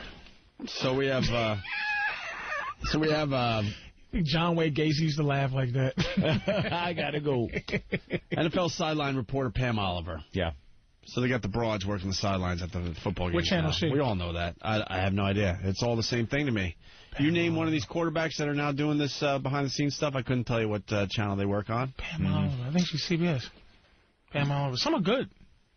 You like the female reporters? Some like the the broads are so legitimate, man. I think they're just trying too hard, though, to bring everyone into watching these games. They're just trying too hard. It's like, well, if we have more of a female presence, maybe we'll get more of a female, demographic watching these games. Instead of getting the right person for the best person for the job. Quite frankly, they don't. They're trying to sex it up. They're trying to add entertainment features now. I mean, they don't give them jobs where it's like they don't need to have anything where you have to. They have to have some credibility if that makes sense. Like it's like when they gave Dennis Miller the job, it's like, you just go, holy shit. But they're not giving. It's like Linda Cohen, who's really good, is the only one that really has a credibility job out there like that. Why? What did she do before? Well, Linda Cohen is one of the anchors on ESPN. She's like fucking great. Like you don't even like go, she's a girl. You just listen to Linda do her thing.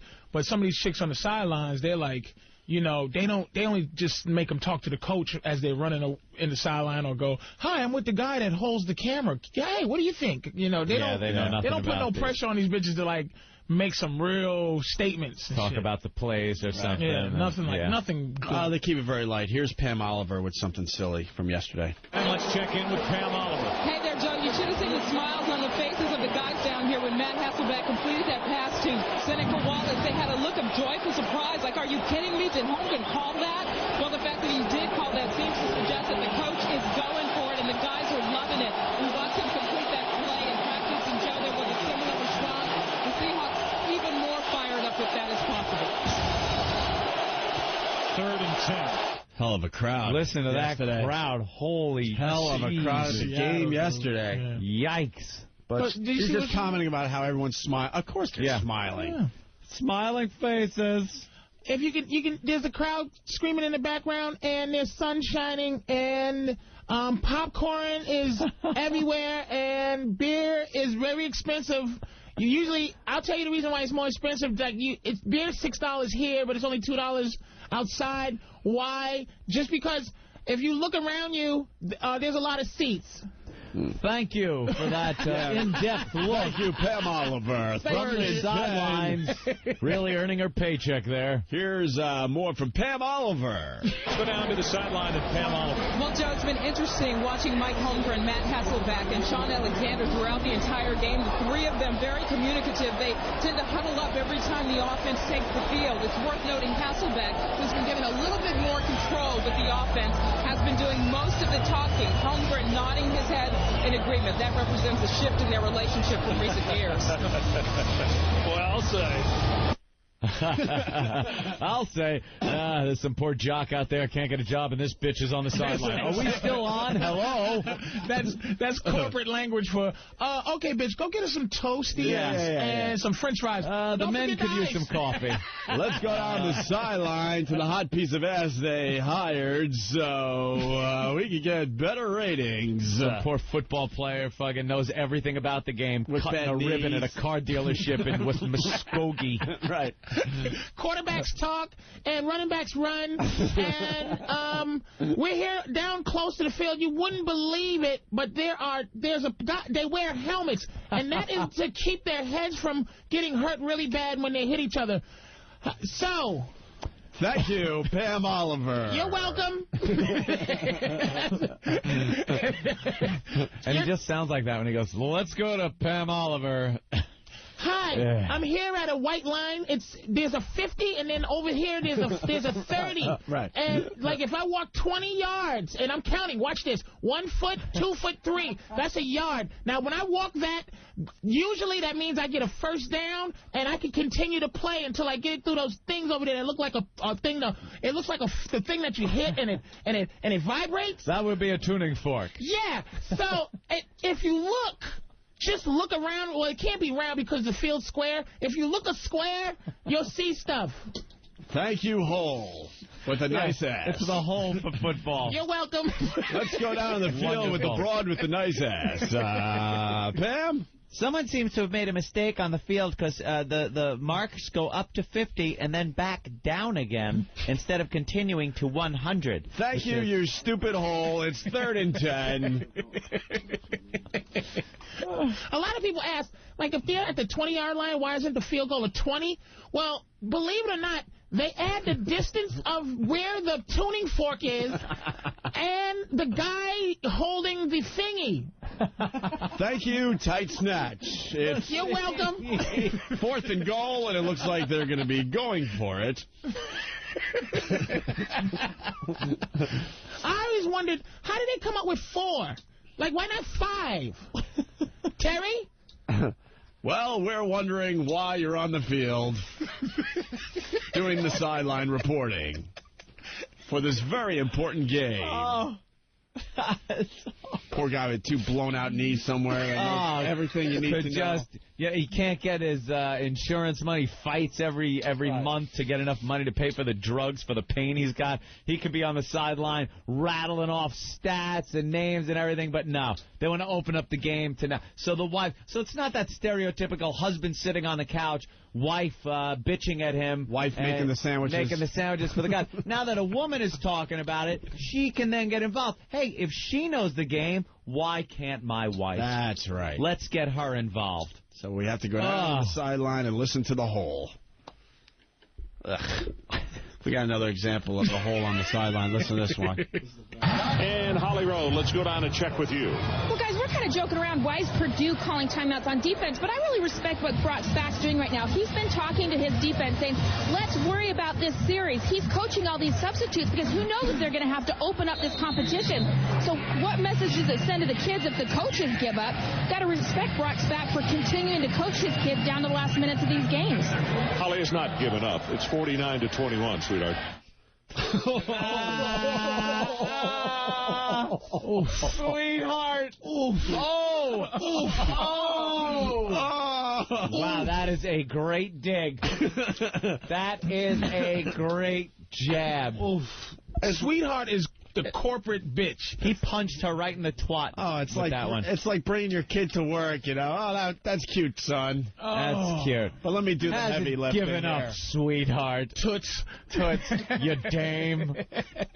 Hey, did you hear what that broad said down there? Ooh.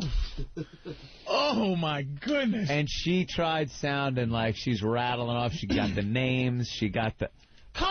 Coach Franciski, see, a lot of people don't realize that there are other coaches that do things when the head coach, there's a head coach, and then there's other coaches that will coach and do and say things to other players other than the guy, right? That's right, vagina. That's right. Life support system for a pussy. You're absolutely correct. Is that up again? I gotta hear that again. At the end? Yeah. Yeah, get that. E-Rock, get the... Can we hear that again? Because her rant is so... She wants to sound like she knows what's going on. All right. Do we have to hear the whole thing, though? All right, yeah, play It's quick. And Holly Rowe, let's go down and check with you. Well, guys, we're kind of joking around. Why is Purdue calling timeouts on defense? But I really respect what Brock Spack's doing right now. He's been talking to his defense saying, let's worry about this series. He's coaching all these substitutes because who knows if they're going to have to open up this competition. So what message does it send to the kids if the coaches give up? Got to respect Brock Spack for continuing to coach his kids down to the last minutes of these games. Holly has not given up. It's 49-21, sweetheart. Sweetheart. Yeah. Someone has She's to... like bashing a coach for putting in what, Someone has to come to the defense of the whole here, though. Why? The guy's already playing all his subs. Right. Yeah. So the coach is pretty much has not given up on the game, but knows this game is done. Yeah, it's done. And now he's getting some coaching in with these players that wouldn't get the opportunity to play otherwise. Right. That's the point the guy's making. With the score is so lopsided that it doesn't matter. You can put anyone in there. He hasn't given up. He's given other guys opportunities. He's, it's the end of the game. It's the end of the game. It's over, Johnny. And she's support the hole. I supported the hole a little bit there. Support that hole. Well, now we have to play our favorite sideline clip of all time. Joe. Of all time. Joe. Good old Joe. Here's what happens when you put bitches on the sidelines. You get Joe Willie Namath, Broadway Joe, a little drunk. This is recent, right? Oh, yeah. From last year, he was this? hammered, and he goes off on this chick. Hit it. He's one of the all-time great Jet quarterbacks, Joe Namath and Chad Pennington.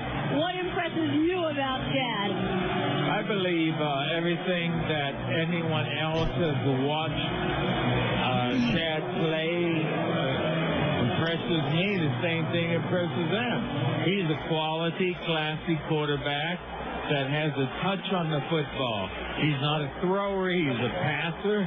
His mind is ahead of what the defense is, and if the Jets can support him, they will win the championship. So it's been a tough season for Jet fans. What does it mean to you now when the team is struggling? I want to kiss you. I couldn't care less about the team struggling. What we know is we can improve. Chad Pennington, our quarterback, missed the first part of the season, and we struggled. We're looking to next season. We're looking to make a noise now, and I want to kiss you. Thanks, Joe. Yeah. Huge compliment. You know what? Joe Namath, part of the 4-decade team. We'll see these guys at halftime. Is that really a huge compliment if you're a chick? I want to kiss you. I want to kiss you. Hammered Joe Namath. That's great. Just sexually harassing her. Oh, that was great. I want to carry you off the field like your six-pack and kiss you. I want to kiss you on your butt. I bet you have a tight end. Come here, baby. All right. We have so much show to do. So much. We haven't even gotten to what we were talking about we're going to get to. Oh, yeah. How we go. Yeah, Ann had a moment watching Web Junk 20. We'll do that next. We have another country song based on something we were talking about. She Let Herself Go by, I don't know who this is by. A guy named 80 Inch, maybe? We'll play that next. And one of the members of the Opie and Anthony show took it upon himself to go see Brokeback Mountain.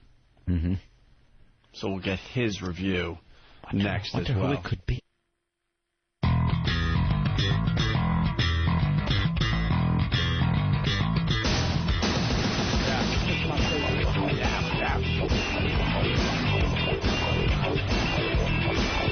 We're doing a radio show today. Sounds like the thing we should be doing, a radio show. Right. When you still have passion for this is what you do, a radio show every day. You don't waste time bitching and complaining over and over again about the same shit. Hoo-hoo, that's right, Bob. Mouthtrap. Anyway, I was running to the bathroom and I heard they were playing that promo with Clean Hands. Yeah. God damn, that country thing we did, I don't know, it kind of spawns a bunch of bits. Sometimes we don't even ask them. The listeners send in their versions of songs or bits. Right. Don't even ask. You know, E-Rock, I don't even know if we're going to have time to do the hot rap tracks in America today. I don't even know if we're going to get there. We have so much material on this show on a daily basis. But we did the top 10 country songs in America, and then we had fun with it, trying to figure out what the songs were all about. And there was one song, how did the Clean Hands go? That was based on what song? I keep forgetting. That was based on Currington.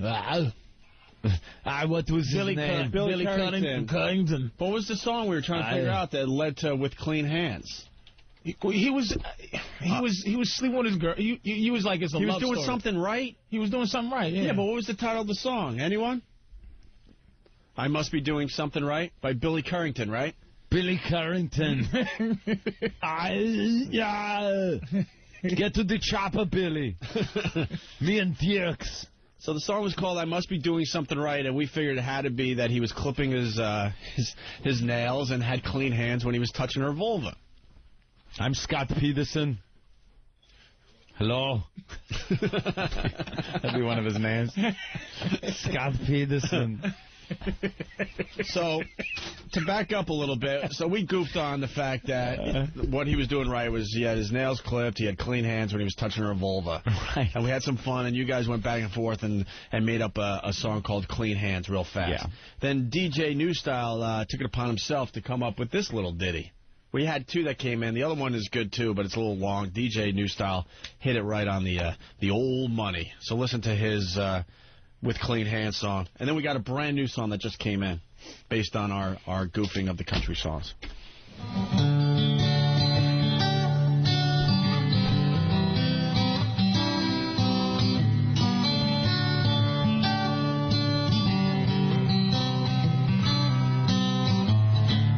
Wash my fingertips and I trim my fingernails. I light a candle and I whistle and wait for you to come over and put me through hell. The bedroom door bursts open and there you stand. I try to show restraint despite my swollen gland, but oh, I'm gonna take my time, slowly rub it right. I'm gonna lay you down and touch your vulva with clean hands.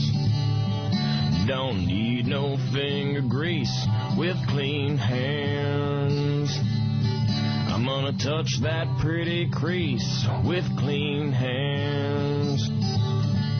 Gonna rub your little cooter with clean hands. God damn, you stink, but I got clean hands. I think we're going to have to do a road show and have these guys perform some of these songs now. Clean hands. So that came in. A very lovely song by DJ New Style, based on us goofing on that other country song, right? Yeah. So then there was another song called She Let Herself Go. Now, Who the hell did She Let Herself Go? That was the old school dude. Oh, was that George Strait? Strait, yeah. Was it George Strait? She Let Herself Go? Bentley? And we were trying to speculate what these country songs meant, right? What the song was going to be about based on just the title, right? And that one, She Let Herself Go. She Let Herself Go. I swear, I thought it was just going to be, you know, this girl hooked up a while ago. She let herself go, got all fat. He left. He leaves her. When they met, she was a hot piece of ass, squeezing into the tight jeans, and oof, a few years go by. Yeah, she let herself go. A few kids later, she said, fuck it, I don't need to look sexy anymore. Had it right. It wasn't about that at all. It was a song about a woman being empowered and taking her life in her own hands. She's going to let herself go from that nasty situation. Yeah, we haven't rose high enough as men to be saying, make a song called "Hey, you fat bitch, get it together." Well, this guy, is this the guy who did it, 80 Inch? Yeah. So some guy named 80 Inch came up with his version of She Let Herself Go. Which is a little more like the version we thought it was going to be. Absolutely. The real version. Yeah. The director's cut.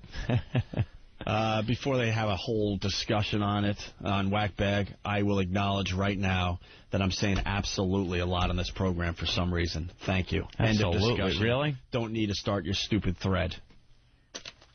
That's something that happens. I noticed that, too, sometimes. It just hit me. I'm like, why am I saying absolutely about everything? Absolutely. In radio, it just happens. It's called a crutch. They call it a crutch, but every so often you find yourself using the same word a lot. Mine is absolutely for some reason. I was saying fuck a lot. I noticed the other day, it's like, I was listening back to the replay going, I am really saying fuck a lot. Yeah, the fuck people do that in real fucking life. The fuck quota went up a lot since you've been doing this radio show with us, my friend. Well, you can enslave me like you try. I like to swear. As you will. I do enjoy swearing. I fucking love swearing. I don't care about it. When I talk, I swear in my real life. I love It's just a great thing to curse. I was just listening to me, and I was above what I usually use in real life, the F word. Fuck. Yeah. I'm using it more than I do in regular life, so I was trying not to. Hey, I'm going to try to say, I'm going to censor myself a little bit. I like absolutely. Because I want to be a mousetrap too, Robin.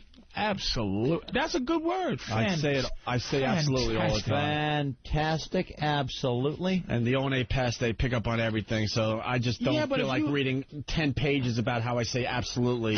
They'll just make a Photoshop absolute Opie. And now they're going to have a bottle of. Now they're going to have a thread on Whackbag where I acknowledge that I say absolutely a lot. So now they're going to say, does he say absolutely a lot? And then people are going to say absolutely. And then they're going to come up with other crutches that we have on this program.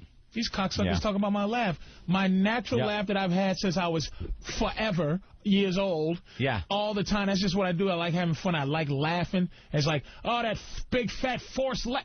Fuck you, you computer pussy piece of shit. Nameless, unaccountable motherfucker. You fake name. Yeah.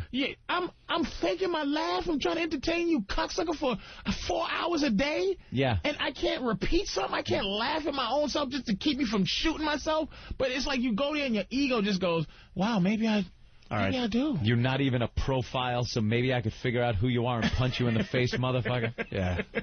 Hiding. Maybe I do laugh. I love the hiders. I love the hiders. Let me Come on out. So brave. You're all cordially invited to the studio. And you try to be, and you've been in the game whatever many years. I've been in the game a lot of years. So you know how to just kind of, but it still gets somewhere in there a little bit that you have to remove. Yeah, you got to It's not like a tumor, but it's more like a pimple that you press and it's out, and it's still there a little bit till it heals over about like a day. Yeah. But it's still something when you somebody just picks out one little thing about your personality and just goes with it. Absolutely. It's like you're trying. Absolutely.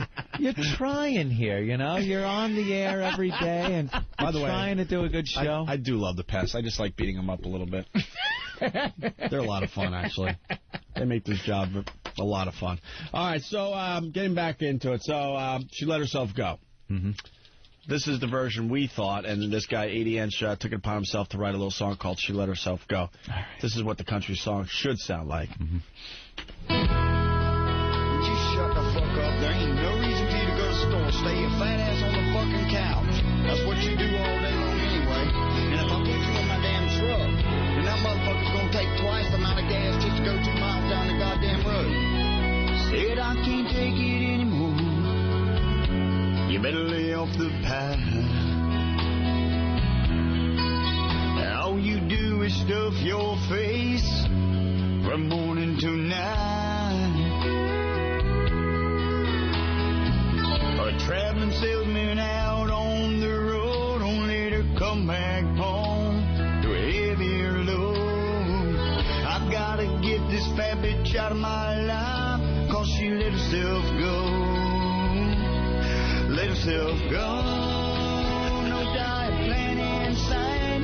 She eats every goddamn thing inside. Let herself go. She leaves the toilet all shitty. No matter what she does, this bitch could never be pretty. It's all I can do to keep her clothes. She let herself go. That's good. Sounds like a real country song. It does. That's very good. Short and to the point, by the way. We like that when you guys send in these bits. All right, Opie, according to Stan from Whackbag, you say the reality of it is too much. Okay. And from Why Not Yemen, on Whackbag. Anthony says stinks on ice all the fucking time. No, I don't. Only when something really stinks. You absolutely do. But why wouldn't you do? No. Who the fuck has a new vocabulary every day in real life? Yeah. Who? No one. These people. You're on the phone talking to your buddy. Oh, man, Jim, that shit stinks on ice. And it's like, you know what? It does stink. Absolutely. And absolutely. And you just... You know what you are going to bear witness to right now? The first of a double banning. Double banning right here on Instant Feedback. Oh, you Instant Feedback thought you were getting away with stuff because I have Pal Talk to look at on the other monitor, and I may have neglected Instant Feedback a little bit. But I've paid enough attention where I'm still banning, and now the double ban, here it goes. Anthony, and no. What? They mean well. They do mean well. Just do one. No, I think they mean well, and they're trying to make us better broadcasters. Do you think I should do one? Just one. Just to teach them a lesson that I do one? That you're not bullshitting. I say do one, and then they don't know which one. They won't know who is who. Okay. All right, here we go. That one's odd. That one's even. Go ahead. All right. Oh, boy. Bye-bye. And you won't even know you've been banned. Because the message that you get when you send a message will say, thank you for sending a message. Thank you for your feedback. Just like as if it went through. Thank you for your feedback. But it will never be seen. Wait, can you read the two? Can you read the two of them just so they know that they were in the lottery? Oh, they know. They already know. Oh, they know. They know. Let me tell you something. They know. We don't like playing our cards too often on this show, but some of these people might be listening too long. Too long? Too much. They might be listening too much. Might have to cull the herd. Yeah. Because if I say absolutely 100 times during the show, you're only supposed to hear that maybe 5 or 6 times. If you're hearing every absolutely that Opie said, then maybe you're listening too much.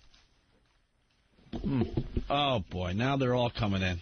Let's go to Jack in Boston. Jack, what's up? Hey, Opie. Hey. Since we're on the subject, the phrase is all of a sudden. Opie, if you tell a story for more than 30 seconds straight, guarantee there's going to be all of a sudden thrown in. Really? At least. Right. Motherfuckers. I hate you all. It's autism. No one should even pay attention to someone that hard. You're not supposed to be paying attention that closely. Joe in Jersey. Yo, you guys, Opie says where I sit from where I sit all the time. Well, he's sitting there. Where else would he be saying it from, sir? From where? From where Patrice sits? He doesn't know. Patrice is there. I'm going to start saying, if I was sitting in that cubicle over there, I wouldn't know what the hell was going on in the studio. Oh, God. All right, look. It's got to be from where Opie sits. Okay, it's all fun for you guys, but this is very uncomfortable and wait, to was listen this to. shit bothering somebody until the absolutely came up? Was the fact you say where you sit, was that actually bothering the dude? It was bothering Joe, and from where Joe sits, he shouldn't fucking listen to the show so much. Listen less. Elo's pulling his hair out now because we're suggesting that. Oh, and it looks better. Huh? His hair pulled out. Nothing? Wow. That went over good. Milo hair joke has never bombed on this show. Yep, it bombed. I went to the girl on the sideline. You went to the sideline report. Why has Anthony given up? Chris in Georgia. Hey, fellas. What's up, Chris? Hey, man. Hey, man, when y'all going to talk about what happened in Manhattan and you hitting the OnStar button today? Oh, I hit my OnStar emergency. All day to find out about it. All right, and we can do the Web Junk 20 thing, too. Let's do all that. All right. Let's, See you, fellas. All right, thank you. I hit my OnStar emergency. Why?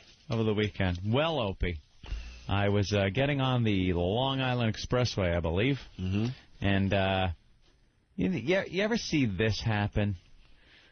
Oh, this pisses me off. And I was almost happy to see this happen the way it did.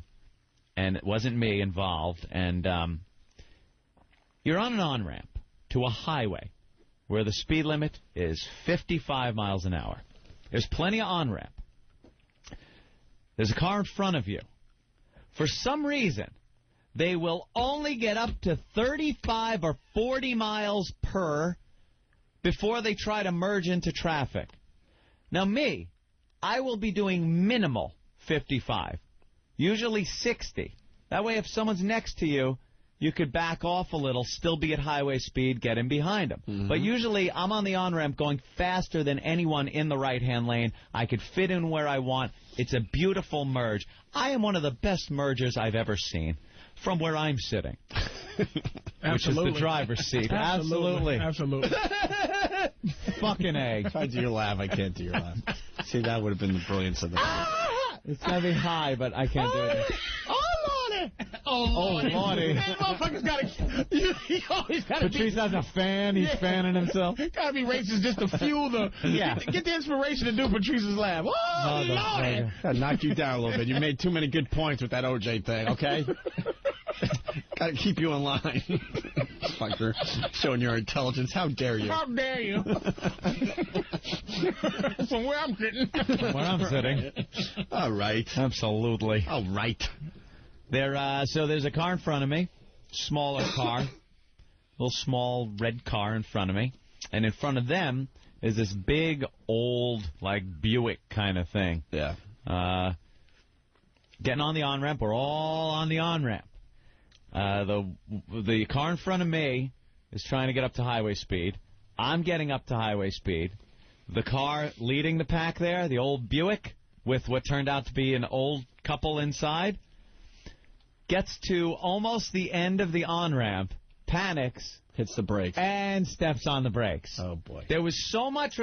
there wasn't even traffic on the expressway. This was the easiest merge ever. But it was all panicky, don't know what to do. And the worst situation you could be in is when that happens, because you're looking in the opposite direction, which is behind you. You're looking in your mirror or over your shoulder and accelerating with something unpredictable in front of you. Merges on a highway, very dangerous thing to do. You got to constantly be looking. So the car in front of me was looking behind her. Didn't see, I saw no brakes on her car, nothing. Bam! Right into the back of this car. Airbags go off. The car spins a little bit. Smoke. And I step on the brakes. And my girlfriend's in the car. And I pull one of those. It's all right. I'm not even. As it's happening, I'm going. It's all right. I'm not even close. I'm not. And my anti-lock brakes are going. Dunk, dunk, dunk, dunk, dunk, dunk. And I'm turning onto the shoulder now. So I get up on the grass and pull up next to the car that hit the back of the other car. And in shock is two women, two black women, one older, one younger. The younger one, I guess, was driving. The older one, was probably under maybe 40 or something like that, is sitting there. Both the airbags went off. A lot of smoke. And she was freaking out. And I thought the car was going to start on fire because there was that, not that steam white smoke. It was brown and black smoke coming out from under the hood. And I was saying, maybe you should get out of the vehicle. She was just frozen in there. She wouldn't leave. She was just sitting in there in complete shock. So, the old index finger right up there to that red X on the mirror. Yes? OnStar emergency. Yes, there is an accident. I myself am not involved, but a couple of vehicles involved. Is anybody injured? I'm not sure. I don't see any blood or anything like that, but they seem pretty shook up. Your location is the Long Island Expressway, exit blah, blah, blah. Because got GPS. See, they know where you are. For innocent people that don't commit crimes, that's a good thing. For guilty people that they don't like the GPS. I love it. You press a button, they know where you are. And in no time, that would have ended the whole thing. Yes, ma'am, there's a problem here. I'm at, don't need to tell me, you at Long Island Express. How the fuck do you know? Never mind, bitch. Turn that shit off, baby. Yeah, I'm pulling that out. I know a guy. He could get that OnStar out of there. You just killed some people because I don't like this shit. And in no time, the trooper was there, took my quick little statement. And you got the hell out of there. And he said, you should leave before the fire and ambulance get here because then the road will just be a mess to get out of. But that is what OnStar is all about, my friend. That's very nice. It's luxury. I felt like I maybe saved a life. Very nice. Well, my story is pretty interesting, too. What happened there? I finally decided that I need to finally own something. Yes. Anthony and I have decided, separately, obviously. Separate? I thought we were buying together. To finally, actually own something. Yeah. We don't own anything, and it hurts us tax-wise. That's what we've heard. I think it's also smart that we finally buy something, so we'll behave, because then we'll have a responsibility. Yeah. Anthony and I have been doing some talking, and we've decided that we're very irresponsible broadcasters. We know that now. Yeah, we have a bad track record. And I think we had a bad track record, and we're very irresponsible, because we had nothing to lose. Nothing to lose. As they say. What do you got? An apartment that you're renting? An apartment with an old couch. I've done that ever since I was out of my house. And a nice TV. We'll blow up our shows again. I did that with a shitty job. I rented a place. I ate. So I think subconsciously we want to stay on the radio for a little longer this time. And we figure if we buy something, we'll have more responsibility and we won't blow up ourselves as easy. So now we're buying stuff. We're trying to buy stuff. We're buying a house. So I'm trying to buy something here in Manhattan. What a fucking nightmare.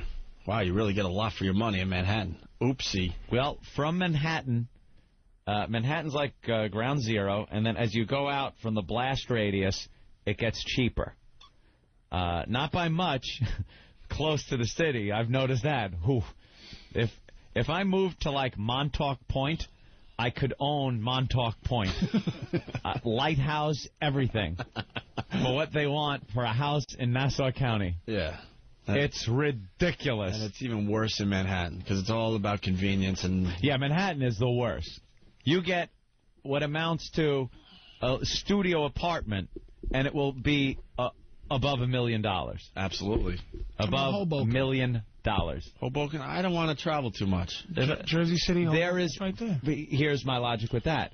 There is no building or house or dwelling that is cheap enough for me to ever have to say I live in New Jersey.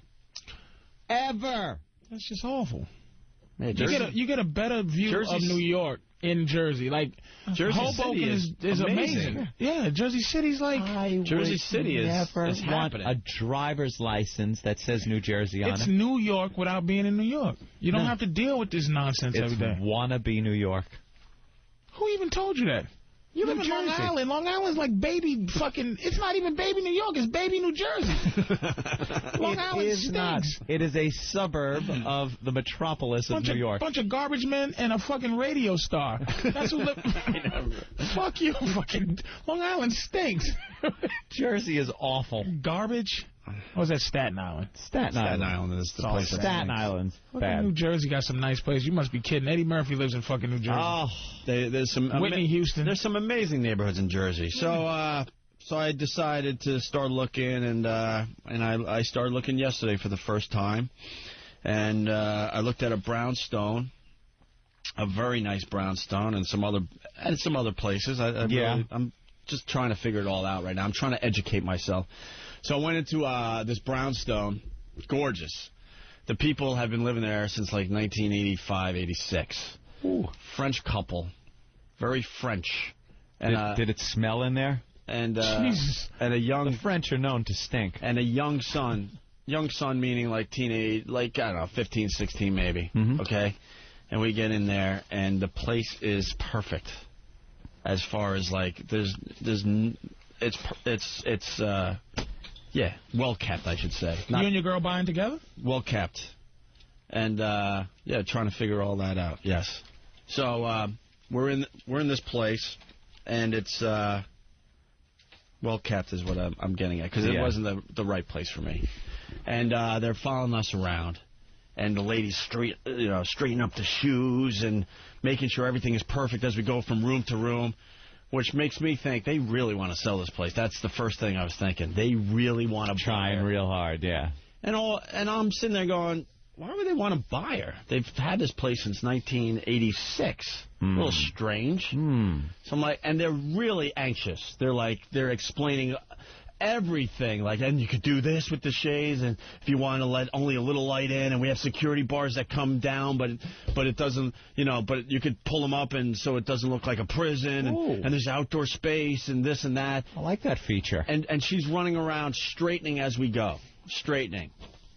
Very uncomfortable family, right? So we take a peek and we look at the whole thing, and it's time to leave, and we're on the sidewalk, and I'm with the agent, the other agent, and we're on the sidewalk, and I have to ask him, like, why do they want to sell? They've had this place since 1986. Well, they have homes here and there, and they have a home in France, and well, they want to sell this place, but they're thinking of downgrading and maybe buying another place in Manhattan. And I'm like, something is a little fishy here. What the hell is going on, right? So all of a sudden, the agent finally offers this little tidbit up. She goes, well, also, they had 2 sons, and oh boy, and well, one of their sons died very recently. Oh no! And well, they just want to move on. Yeah. She was basically telling me what I needed to know. Yeah. She saw that I was a little uncomfortable with the situation. It's obvious to me that their son killed themselves in that brownstone that I was just in. I'm like, fucking creepy shit. Creepy fucking shit. Horror movie creepy. That's why... You're going to Haley Joel Osment over here. It's like, forget it, man. Move into that motherfucker. Nah, that's creepy. That's why this fine French family wants out of their home they've had since 1986, because there's an awful memory in that fucking house. It's not your memory. They're going to take it with them. Fuck creeped out by stuff like that? Fuck, not even a drop. I'm creeped out by... shapes and figures and shit, not ghosts. Police. Devils and shit don't... No. Anthony, you believe in voodoo, Opie. That's voodoo shit, man. Move into that place. Fuck no. I don't like talking about this because then people think I'm even more crazy than I am, but I do get some feelings in some places. I get the feeling. I get the feeling of something's not right here. I don't talk about it because people go, you're scary. A koof. But I do get the feeling. And I had that feeling in that place. But it could have been just that I could, they had it on their face, so it was very obvious. But I knew something wasn't right in that place. And they killed themselves. Yeah. The one kid killed himself, right? Suicide. I'm like, ugh, get me out of here. I don't even want to live on that street now.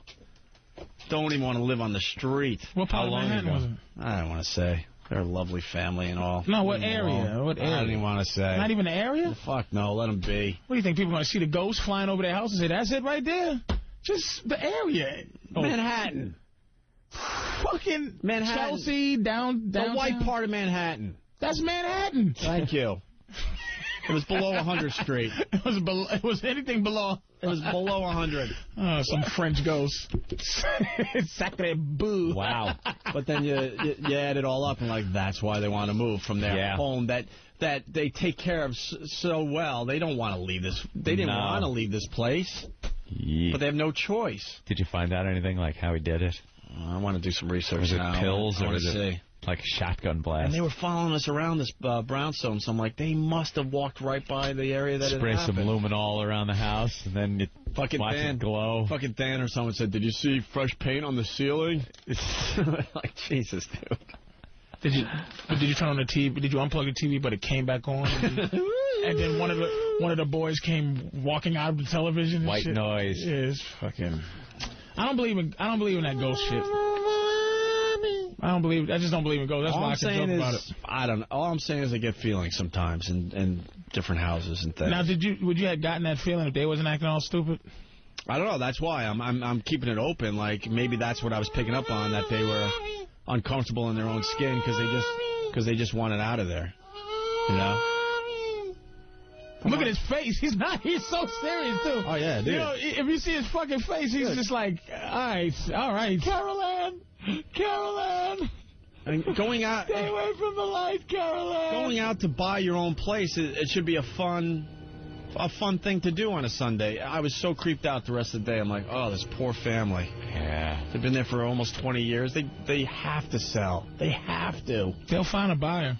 They'll absolutely find a buyer. They'll find a buyer and tell them the story. And they're dropping the price. You never play that hand, but the agent's like, oh yeah, and this will be we're dropping the price on this. Did you look tomorrow. in the mirror in the bathroom and start peeling your face apart?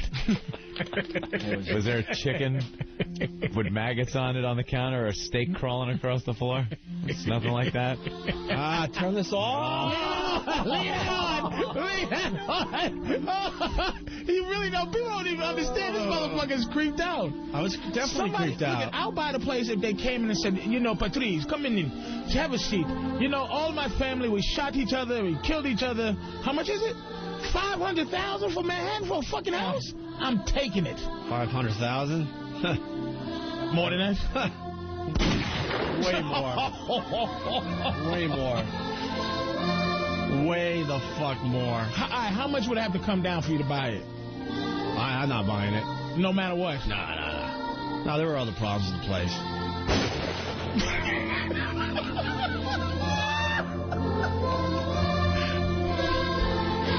Well, hold on a minute. Skellum from California. Skellum. Opie, did she specifically tell you that the kid killed himself in the house? Thank you. She gave the look on the sidewalk because I was asking questions and, you know. No, she has to tell you if somebody died in the house. They have to tell you? There you go. She was playing you. She was trying to get you emotionally attached to the house, which is a trick they use in order to get you to put in an offer. They want you to feel sorry for the family and have some sort of they need to have this. Ugh. Well, then she's good. Then she's good. I'm not even going to defend myself, and she's good. Nah, I'm telling you, it was pretty obvious, dude. That's. Come on. Who's pulling out that card? You know the Who's French are good actors. They're good actors. Gerard Depardieu, fucking Jerry Lewis. They're great actors, those French. Yeah, they love them. So that was my Sunday. Oh, well, this is a wonderful house. My son, his brains turned into a souffle on the floor, but it is beautiful. Plenty of closet space. It all started with, why are they selling on the sidewalk? Because it was obvious, like, they've been here 20 years. There's no real reason to leave. But why? So I asked that, like, you know, just out of curiosity. That's the type of thing you ask. Why are they selling? Well, they have other houses. She's talking around it. And I'm like, huh? Like, I'm still not buying into it. And then she's like, well, they also, they had a tragedy. Tragedy. They lost a son very recently. And then she gave me the look like, you know. You know. As she's kind of like giving the backward nod there. I was like, you know. You know, pie out. She gave a fucking throat cut. You know. Wow. The thumb throat cut. I think worse than shooting for a suicide in a house that you bought would be a hanging. Ugh. Like somebody found hanging from a ceiling fan in the bedroom where you got to sleep every night and look up at it. Let's go to Josh in Jersey. Listen to this music. Isn't this creepy? Josh in Jersey. What's going on? Yeah, I was looking at a place in Baltimore with my girlfriend, and the downstairs basement was kind of like the fucking, looked like the set from 6 Feet Under. And there's some bed laid out with a picture of some old broad over it. Come to find out that it was a grandmother that had, like, this fucked up debilitating disease. She died in the place, and you could fucking feel like the place got cold. As soon as you walk downstairs, you could fucking feel the presence. So I know exactly where you're coming from, Ope. Yeah, man, the jury's still out on this ghost thing with me. Watching out. I'm not going to say that I completely believe, but I need a little more info. Ghosts. I think all places shine. That's what you had. You had, like, evil memories in there. Somebody that had to be corrected. And the sunlight's coming through. They had, like a really nice, like, sunroom. Aww. But it just didn't feel right. It's like, you know what I mean? It's like a sunny day, but it's like, ugh. Oh. Get out. Like north by northwest. Get out. Type of sun, you know? Just leave. Yeah, I was just like... Yeah, don't even look back at that place. Get out my ass. That's it. I'm paying $4,000 a month for this That's why, shit. with me, it's new construction, my friend. I could give a shit if some Mexican pouring cement fell off a ladder and killed himself. No residents, though. It's brand new. You don't care if it's built over an Indian reservation? Indian burial ground doesn't bother me. It's just no one dropping dead in the house, in the bedroom, walking around. You know, they built a connection up with the house. If some friggin' Portuguese was in the foundation of my house and got cement poured on him and he's still there, I don't care. Some hieroglyphic up Mexican all in the basement. I could give a shit, Patrice. On a Mexican doing the Bugs Bunny dance. Like like an Egyptian pose. His head turned sideways and his hands out. Yeah. Frozen in the cement for all eternity. Damn, Opie. It was a weird day. Well, it's good to see you guys some type of, I don't know, is that religious or what do you think that is, man? That's just creepy. I get the feeling, man. I'm telling you. I don't know what it is. I don't know what it is. I don't talk about it often because people go, you're fucking nuts. They already think that. No, but there's enough people who'll be with you. No one's going to just say, hey, you're nuts. A lot of people believe in ghosts and shit. I guess I believe in ghosts, but I don't believe in, like, not buying a good house. Dude, I get... Because somebody, killed themselves. Not a good house, That's not my fucking... It's not a good house. What about all the murder and suicide all over the fucking world? If you walk, that's like saying I'm not going to walk outside because somebody got shot right in this spot. That's superstition. But that's fine. Man. You don't have to lay in bed at night and listen to every creak in the house and go, what is this? Yeah. If you find out somebody died in your house right now, If you find out, well, I got, you know what, somebody shot themselves in your house a couple of years. Would you just leave? Hi, Parker Meridian. Can I have reservations, please? Thank you. Front desk. I need a room for 2 months. Yeah, 2 months. You heard right. Thank you. No furniture, no nothing. I'm not moving anything. Everything's staying there. I'm going to burn the place down, actually. I'm just going to torch the house. It's like that, huh? Creepy. I ain't into scary stuff like that. Creeps me out. Yeah, well. I hear noises or something, it'll just creep me out. All right. Creaky floor. Wait, what is this? This is pretty funny. Bill, what's up? Hey, Opie. Yeah. I bought a house. I got it wicked cheap. Couldn't figure out why, so after we moved in, the mother backed over one of the little kids in the driveway. Is that bad? It's outside. It's in the driveway. Little driveway sealer, Little driveway sealer. No, like the dead people have to stay where they got killed. So the only problem with that house is you look out the windows at night, you might see a little something. Or worse yet, you're backing out of your garage, you look in the rearview mirror, and there's a little kid there. Right. A ghostly little kid, like in your mirror. Oh, that would be creepy. How much cheaper did you get the house? You think? About 100. 100,000? Yeah. Oh. The house was probably came out about 250. I bought it for like 175. Oh my God! Look at that. It was vacant for like 3 months. We couldn't figure out why. I'm seeing a good strategy here. You see a house you want, and you don't have a problem with it. You get a homeless guy, and you take him over there, kill him, and then no one will really care. But then they'll have to disclose it and take some money off of your house. Just a suggestion. Century 21 wants to jump on that. All right, thank you, Bill. No problem. Good story. All right, we should... you got to talk about Web Junk 20. Patrice's new hit show for VH1, blowing up. I thought we were going to take a cakey breaky. Did he just say a cakey breaky? We're all eating. A cakey breaky. I hope that fucking cake is possessed. It's very good. Somebody kill somebody on that cake. Actually, I think you need a prop for your story. Because it's an uncomfortable story, so you could kind of... It's a little uncomfortable. So you make it a little casual as you're eating the cake. All right. Web Junk 20's on VH1 with Patrice O'Neill. You got a very funny show. Take a peek at that one. It's a good one. I like it. It's all web videos. VH1 is my favorite channel right now, between Flavor of Love, Web Junk 20, and, of course, Celebrity Fit Club. Web videos, how many different sites are there now? I mean, there are thousands of websites that you can go to and just download people doing dumb shit. Well, that's all the rage with the kids, With the kids. Seriously, it's blown up with the younger demos. They all have their favorite sites, which has all the crazy videos. There's everything from surveillance cameras catching people doing stuff. Upskirting. People just doing dumb things like that kid that was opening up the car door and hitting people on bicycles. And then wound up opening the car door to hit someone on a bicycle. The bicyclist swerved, and the kid in the back seat kind of fell out, and his head smashed right into a bumper of a car that he was really close to. And he lived. One of my favorites, yeah. He lived, and he wasn't even that injured. Actually lived. And there's so many of these websites around, so much video. And VH1 made a show about it, pop up some of the funniest ones, most interesting ones, and Patrice comments on them. It does a great job. It really does a good job. It's very funny. His comments are always snide, sarcastic, and very funny. So it was on. I think it's on 24 hours a day, 7 days a week on VH1. You could catch it. It's all the problem with the VH1 shows. Catch it now. Yeah, that's the problem with the VH1 shows. It wrecks my DVR. Wrecks up my recording of these shows. Records everything, well, I just make it real easy. I just go record series, and next thing you know, I got like 10 versions of the same Web Junk 20. Yeah. Taking up all my space.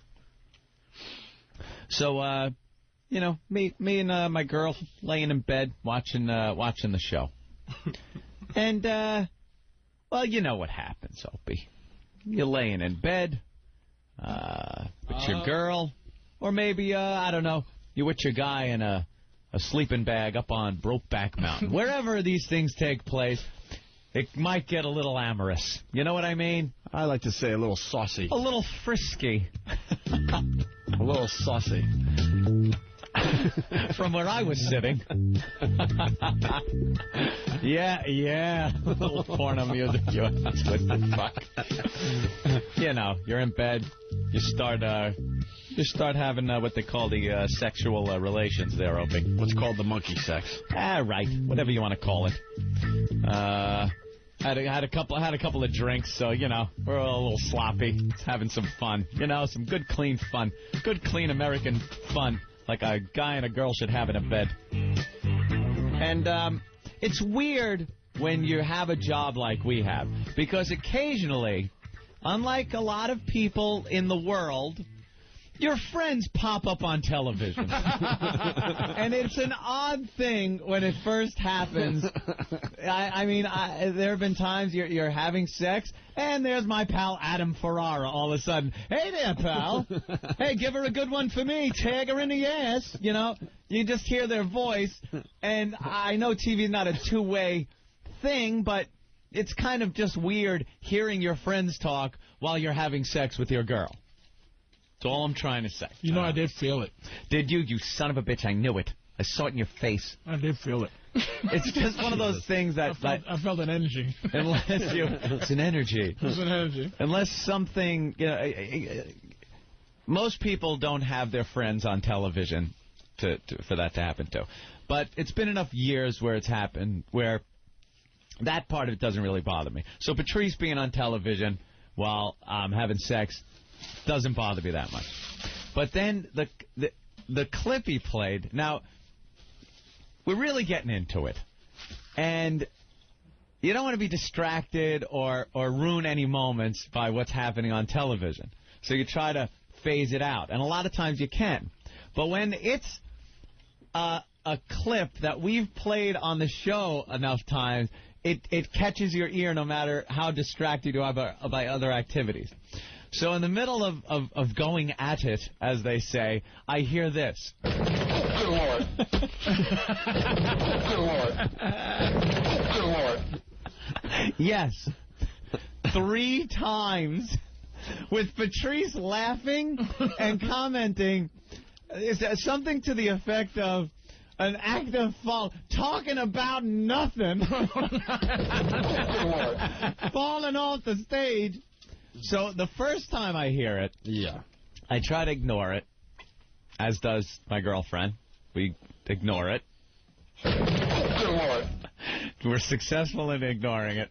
The second time, I start feeling a little shaking and hear...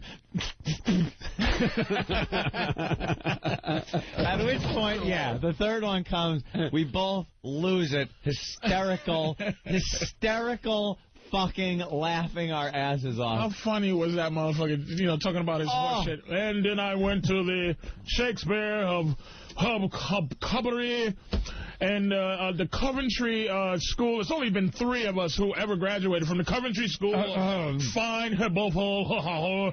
You know, the Harvard hasty pudding, when I was voted the... Oh, dear Lord. Oh, dear Lord. Ball on your fucking ass. Oh, he was really pompous. It was just so perfect. Oh, there it is. Yes. Oh, yeah. Good Lord. Good Lord.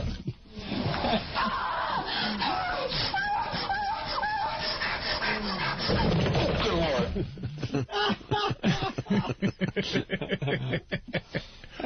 It was a 2-camera shoot. Good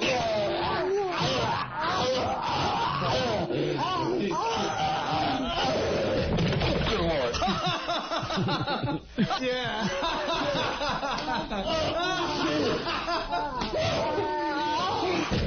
Good Lord.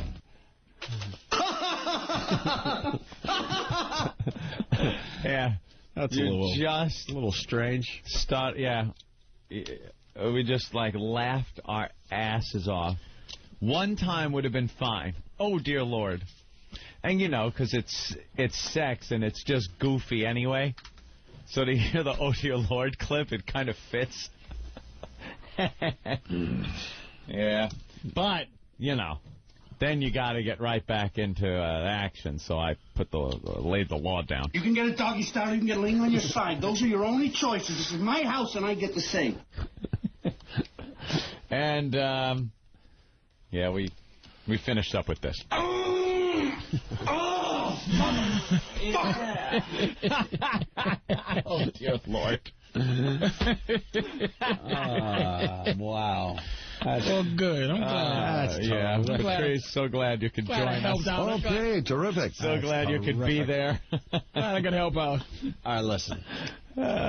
Let's say hi to Steve and Becky. Steve and Becky. 36-inch TV, big Patrice head staring in my bedroom. Oh, it's giant, too. Why do you think I wear a hat all the time? I just want my head to go away. Anthony, what the fuck are you doing in there? It's like you're looking in the window. Oh, wait. Someone has a relatable story. Turtle from whackbag.com. Turtle. Hey, guys. I was having sex with my wife probably a couple months ago, and my father-in-law calls from a bar, drunk. We've got the answering machine in the bedroom. Oh, no. So I'm, doing it, and next thing I hear is, "Hey, Tara Mark, can you come pick me up?" And you're trying to fuck while your father-in-law is talking in the background. I, really, sort of lost it. And that's great. Got that one once, too. You did? Hi, Anthony, it's Mom. Nothing important, just calling to say hi. And, like, you're just looking at the situation you're in, like, oh, my God. Oh, my God, look at what I'm doing. All right, well, if you give it to maybe you're out or doing something. You got a moment, just give me a call. Okay, bye, I love you. Oh, man, that's really... We interrupt this program. What? The Ozone Midget Sighting. Oh, a midget sighting. Robert from Georgia. What do you got? Hey, I got a midget spotting for you guys. All right. Hey, I was in a Walmart yesterday, and the greeter at the door, I saw the carts moving around, and the son bitch was not even as tall as the shopping cart. A little short black dude in dreadlocks, man, about 40 years old, and he couldn't have been 3 foot tall. But I started laughing, and my wife didn't know why, and I kind of explained to her, and so I got to call O&A and let them know, man. A little midget sighting. Little midget. There you go, a little fidget. What was the little fella doing? He meets you at the door, and he hands you the shopping cart, but the funny thing is you see the shopping cart coming at you, and you don't see this fucker behind the cart pushing it. See, that's the best thing about the midget sightings. It's not the fact that you saw a midget.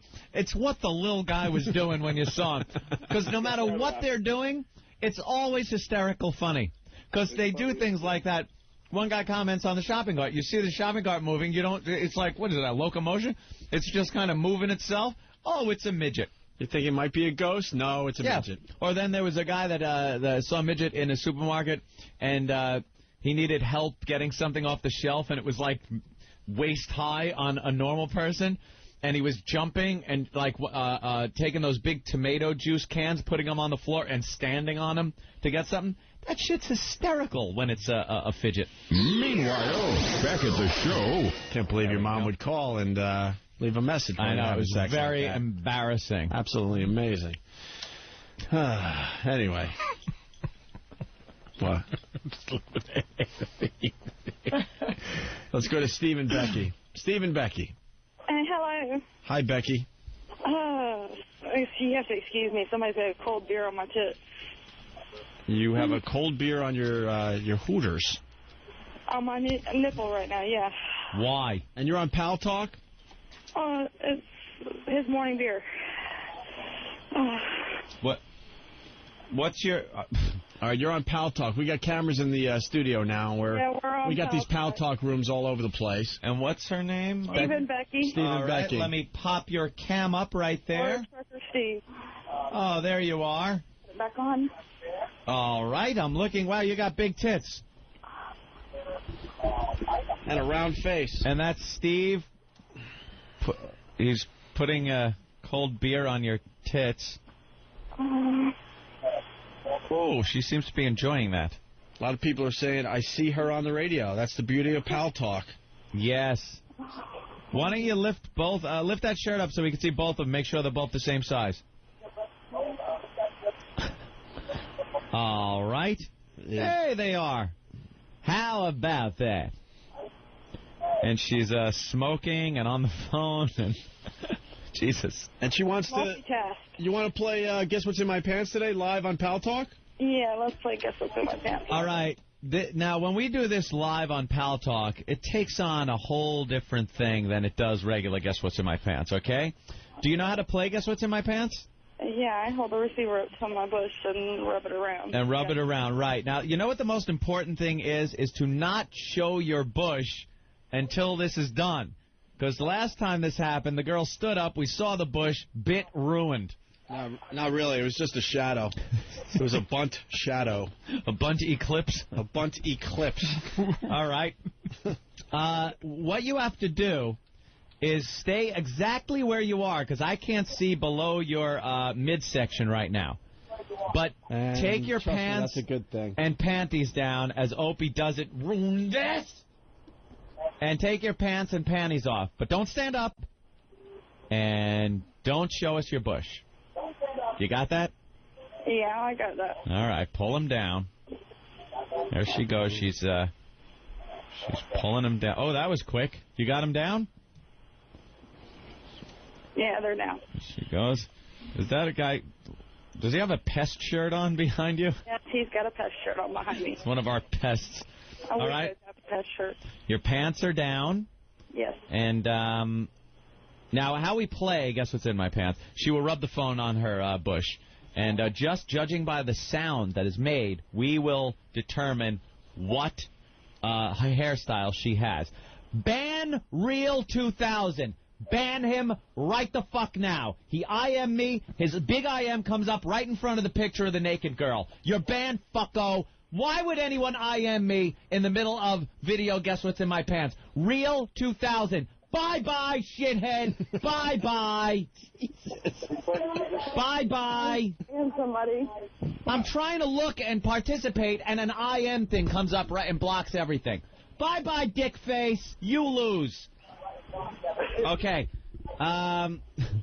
We don't need the music, believe me. Why not? We need the theme song. All right. We got to make it radio friendly. Yes, we do. All right. All right, and then we'll get right into it. Let's play the theme song for Guess What's in My Pants if Eric has it. No bouncing up before the fucking show's over either, Doug, you dick. Yeah, you got us on that one already. All right, hit it. Bum, bum, bum. It's time to play. It's time to play. It's time to play. Hey, guess what's in my pants?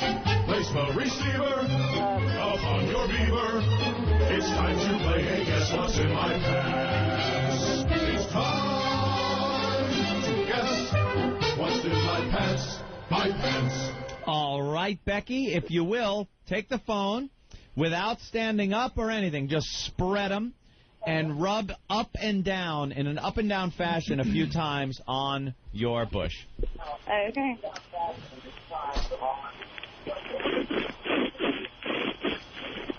Okay. Jesus. All right. That's telling. Action. She's got action down there. That's telling. Very good. Okay. All right. Now, if you would do the same thing, side to side, please. Side to side. Okay. My God. All right. There's definitely something going on there. Okay.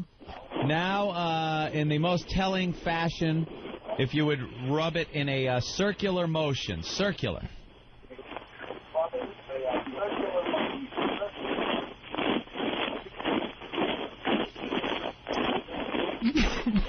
Sounds like popcorn. I was going to say, sound like a bag of Fritos. Fritos. Jesus, bitch, shave that marching band down there. Sound like some goose stepping. All right. Now, without standing up, don't stand up yet. Don't show anything. We're going to run through what the possibilities are for the people playing at home. All right. There is the standard issue girl triangle, which is just a bush. Big bush. This could also be trimmed down a little bit, so it's not so, wild, but it would still be the standard issue female triangle bush. Mm-hmm. Then there is what we call the landing strip or the mohawk. That is a strip of hair that just goes straight up, like a landing strip or a mohawk. Then there is the Hitler mustache, which is like a landing strip, only shaved shorter, down from like the belly button down to the vagina. So it's only a little tuft of hair. And then the wood floor, clean-shaven, JonBenet Ramsey. No hair, nothing down there. All right, we've heard what it sounds like. A lot of people guessing on Pal Talk. Someone saying, I heard a cock. Sounds like she's rubbing it on bubble wrap. Chewbacca's leg. Ben's head. Hold on, we got a great one on line 3. All right. Todd in Ohio has a guess. Todd? Yeah. Yeah. Go ahead, Todd. Yeah, this woman here on the phone rubbing her pussy with the phone sounds like a horse eating oats. A horse eating oats. No. I like that. I am going to say standard issue female triangle. Now, Becky, don't say anything. Don't shake your head. Don't do anything that might indicate if I'm right or wrong until we're done. I say standard issue. Oh, I'm going to guess low self-esteem. All right, low self-esteem. And what are you guessing, Opie? Why is Patrice asleep? I am going to throw something at Patrice O'Neill. Patrice fell asleep during the middle of the show. He was out cold. He woke up like, where am I? Holy shit, I'm doing a show. You woke up like, you ain't Halle Berry. I'm sorry. You gave that look like, oh, fuck, I'm still doing the radio show? Wow. It was like, what? Where? Oh, fuck, that's right. I'm on a show. Oh, wow. That's fantastic. Opie, you said low self-esteem, but that isn't a category. I know, and I was surprised I didn't get any laugh out of Patrice. Usually I could get a good laugh out of him. Almost got a snore. I turned to him like, I thought that was a funny line. You're sleepy. I hear it. Goodness. Here it is, Anthony. It's a completely shaved Poo-ha. Wow. But the problem is, once again, and this is what's wrecking the game lately, she probably shaved it Friday or Saturday because they had a hot weekend. It's now Monday morning, and you got some action down there, a little stubble action. I thought that's why you won last time. But it didn't have that bristly sound. It sounded like hairs that were curling over. So that's why I'm going with the full bush. Patrice? Right. Full bush. Full bush? Full, absolute full. All right, everybody's guess is in. Becky, if you would, don't tell us. Stand up and show everybody what is indeed in your lap. Move that bottle.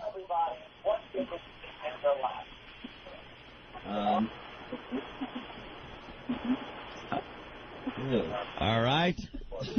Oh, I think Opie's right. It looks like it's shaved, yet grown back a bit. Nah, that's a little more than grown back. That looks like a Mexican cave.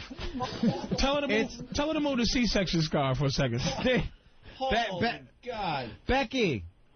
Yes. Becky, you shaved recently.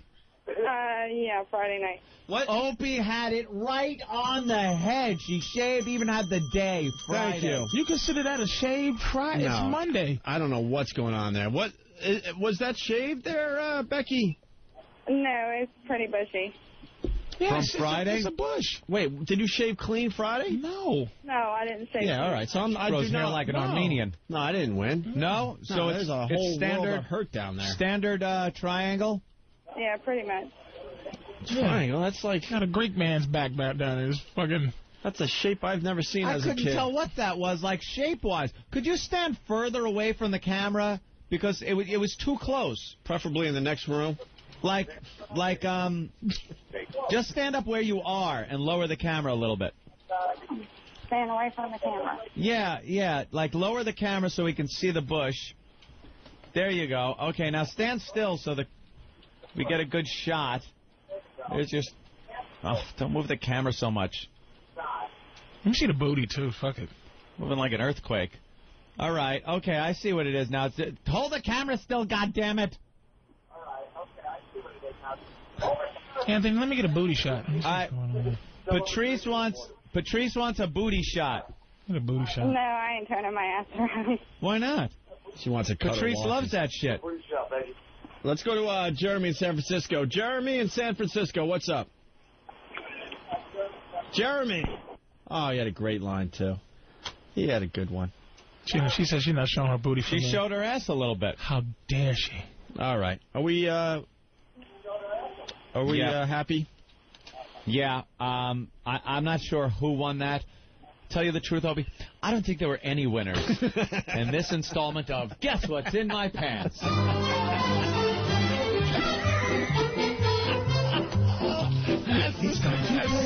That's such a 50s outfit. I don't think it was any winners.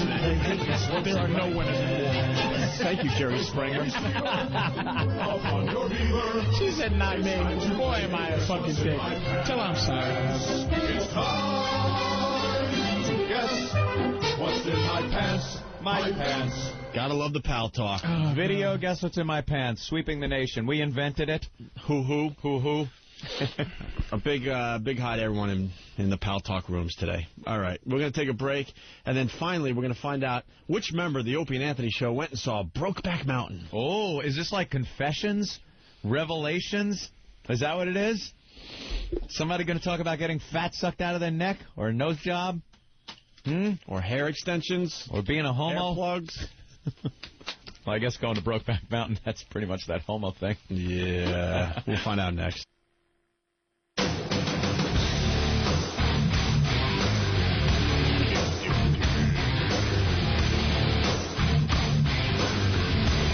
Steve and Becky from Pal Talk are back. This is Steve. I'm with Becky. Hey, Steve, what's up?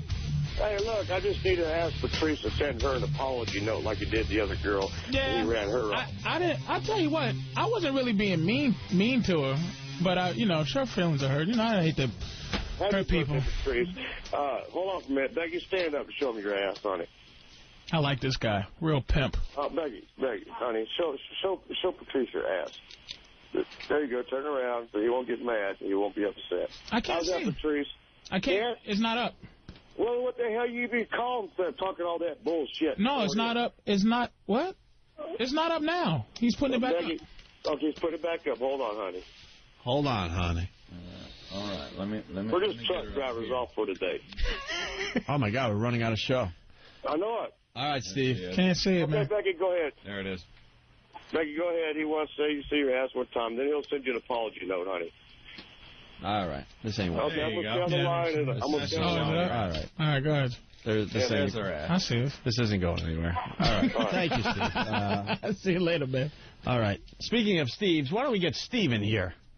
Good old Martini Steve. It's Martini Steve. Martini Steve. It's Martini Steve. We haven't played the theme music in a while for these guys. That was kind of cool, though, man. I never heard that. There he comes. Ah, shit. Ah, yeah. Steve, you're I like that, Steve. I like that. Old school Steve. You did that? No, Drew did it. Drew Boogie? Yes, he Drew did. Boogie that motherfucker should make some money or something, man. I agree, man. We're trying to work on some things with him. Holy shit. So Steve Mass emailed everybody. Well, Mass. 3 people. You, Ant, and Ben. Oh, that was it? Yeah. Oh, I thought you emailed That's pretty the whole much staff. Mass for all of us. You went and saw Brokeback Mountain. Yeah. Steve? Well, it wasn't by myself. I'm married. I gotta, when I want to go see what's that? Oh, for Christ's sake. You know what that is. Yeah, You know. I do know what it is, actually. It's the song that's gonna win the Oscar. I hope not. I personally didn't want to see it, but, I wanted to see Hostel, but I got... With the Fu Manchu and the tattoos and the fucking biker rings. I know. I'm a contradiction, apparently. Oh, my God. I walked in and, I wish I knew how to quit you. Oh, my God. I wish I knew how to quit you. Oh, you like that, don't you, faggot? Yeah. Had to take one for the team. I wanted to go see Hostel. I wanted to see Syriana. So why didn't you just go see one of those movies? I will, on my own. I will, but I had to take somebody else. I'm just surrounded on this show by why? I can't believe this. Not Steve. Yeah, Steve. I can hear this coming from you. No, man. No, but not fucking Steve. Why? There's different situations. I don't get. I'm with you on this one. Sorry, I don't get the have to go to movies because someone else wants to see it. No, it wasn't.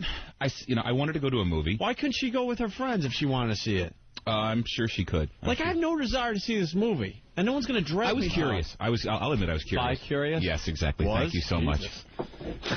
Man, thank you. No, he just said. See, this is Steve's getting a little nervous because he's going to contradict himself. First he goes, I didn't want to see the shit. Then it's like, I was curious to see it. So Curious because see the movie? I wanted to see what it was all about, but not more than I wanted to see Syriana or Hostel out. The reality is, a lot of people are going to end up seeing this movie. And there was. And it's going to win a shitload of Oscars. Theater was packed. I mean, maybe 200 people in the thing. I mean, so more than would have seen it, had it not won, 4 Golden Globes last week? I don't get it, though. Most boring fucking movie I've ever seen. Yeah, no, that's what I'm hearing. Because it was man love, right? A lot of man love. Without the ass sex, it was probably the most boring love triangle movie you've ever seen. Here's a question for you: were the man love scenes believable? Okay, yes. Jesus. Did they? I'm not going to win either way, so I'm just going to walk into it. So you decide to just take the right hand. Yeah, exactly. Did they just do close up of Jake's face going ooh, and then no. Was it a stunt ass or it was really fucking? No, they are. Gayest scene in the movie. Gayest scene in the movie. They're in their little tent on Brokeback Mountain, and they're. What's the word? I guess... Fucking in the ass? No, Jake Gyllenhaal, they're both sleeping next to each other because it's really cold outside. Jake Gyllenhaal takes, what's the other guy's name? Fist, Vaseline. No, the other guy. Heath Ledger, thank you, Eric. Heath Ledger's hand and rolls it over his body like he wants him to spoon. Oh. And Heath Ledger recoils. Spooning scene. Heath Ledger recoils, and then they just, Does he go... Jeep. No? There's a few seconds of that, and then they just go at it. Oh. And Heath Ledger, they both unzip each other's pants. Heath Ledger rolls Jake Gyllenhaal over, and then there's just cornholing. Wow. Yeah. So who's bottom? Jake Gyllenhaal. Yeah, Jake. Oh, shit. And cut. Wait, what do you mean, Ang? I need more passion. Motherfucker! All right, action and cut. It is. Can you imagine? No. That's a one-take movie right there, motherfucker. There's no behind the scenes or nothing in that flick. It is. It's a lot of awkward moments. You sort of look around. All right, is anybody else looking at this? Yeah. Now, did you look at their faces and was it any glimpse of, oh my God, what the fuck am I doing? Was it any glimpse of distant thoughts? A lot of the times that both actors' eyes were closed, so maybe they were trying to distance themselves from it. Somewhere else. Yeah, find a happy place kind of thing. Oh, that's a rough act. Yeah. Is there a lot of couples? Yeah. I mean, it's mostly middle-aged people watching this thing, and at one point in the movie, Heath Ledger, he's obviously so used to having sex with Jake Gyllenhaal's character that he goes home to his wife, played by Michelle Williams, and he just rolls her over and gives her the old dumper action. In the ass? Oh, yes. American Me. Wow. I think that's the implication anyway, because she's sort of wincing during the process. Oh, my God. Wincing. Yeah. Doesn't take it as good as he did. No, apparently not. Wow. She put a cowboy hat on and smushed it on her head. Yeah. Made her wear boots. But wear this. Honey, grow hair on your ass, would you?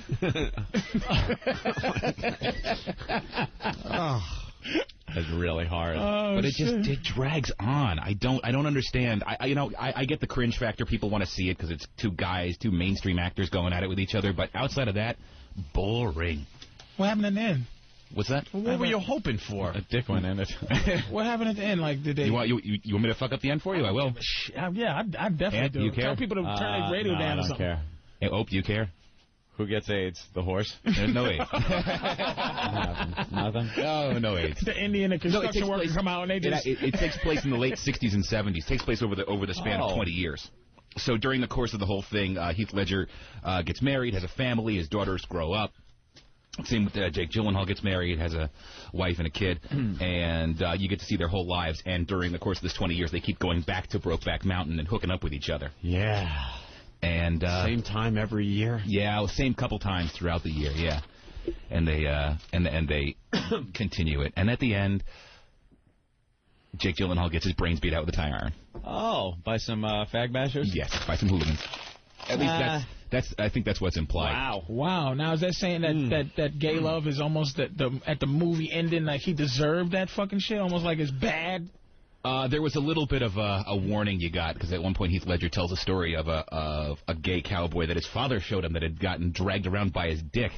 Ooh. And his father showed him the dead body, sort of like, don't you ever be a gay cowboy. Yeah. Well, we got Dog in Ohio has something for you, Steve. Dog? Steve, what the hell? What? It's like, you're not a big enough man, tell your lady to go by herself? No, that's what I'm talking about. On the Brokeback. Yes, my wife asked me to go, and I said, "Fuck, take your friends. Like, you got plenty of women friends that want to see that shit." No, I normally do. Normally, I do tell her to take see friends. Another man plow some guy from behind. What the fuck? Did you look up the movie times? No. No, I did not. And what was your posture in the movie? Hurry, we can make the 9:10. Slumped over, sort of like in my chair, like biting my nails. Steve's the best. Hey, honey, hurry up. We can make the 9:10. Was Pack you holding snacks. Her? What? Was you holding no. her? And was she holding you? She did the arm. No, she had a few mouth agape moments, just like like the whole time where she agape. Very nice word. I like that one. Like, thank you. Open, wide. And did you walk out like, all right, what we gonna do now? Let's go wrestle. Let's go wrestle rhinoceroses. Nah, walking out is a little bit awkward because you don't really want to make eye contact with anybody else in the theater because everybody else is looking at the goddamn floor trying to navigate. Like I didn't just spend 2 hours of my life watching two guys butt fuck. Here's some cab money, baby. I'm gonna go choke something. I'm gonna choke her, Steve. I'm gonna go cut some promos and choke alligators and shit. Show's over? Yeah, that one's quickly. Man. All right. We'll have to save the Cindy Adams for tomorrow. I applaud you. Steve went to go see that with his girl. Yeah, right. Yeah, I mean, that's some pussy shit. I would have respected him more if you went to go see it with a couple of fellas as a joke, but not be muscled by your woman, but, still Steve's a gangster. Steve's a bear. Did you hear what the guys at the Adult Expo were saying about that? Yeah, we're going to get to that when Jimmy gets back. Okay, yeah. We got you at the Adult Expo. We still haven't played that audio. Is it still here? Yeah, it's still there. Maybe we can play tomorrow. Jim, Steve, and Laszlo at the porn convention. Yeah, Jimmy had fun with that. All right. Also, the one thing we forgot to mention today, Terry Schiavo's husband there got remarried. That's another big story we didn't get to touch on today. Hit on that tomorrow? Yeah, I guess. It'll be in the papers tomorrow. All right. Yep. Let's say hi to Patrick. Patrick, what's up? Yeah, I was just wondering why they didn't take the field trip that you guys were talking about last week. Were you all supposed to go see the show? Yeah. Or the movie? It seemed like a good idea when we at the time when we mentioned it on the show, and then we were just like, ugh. Fuck it. I had a feeling that wasn't going to happen. That's kind of why I went. All right, don't you know? Oh, really? Really? Want to tell us more? You're all disappointed that we didn't take the field trip? What, I was really fucking up right now. Hey, man. You pretty much, yeah, you were all right. You made it through a very uncomfortable break, and then you have to add that at the end? Yeah, I have a way of being self-destructive like that. Yeah. What the hell? Let's say hi to Sean in Jersey. Sean. Hey, I learned today that Frenchie killed himself in a brownstone recently.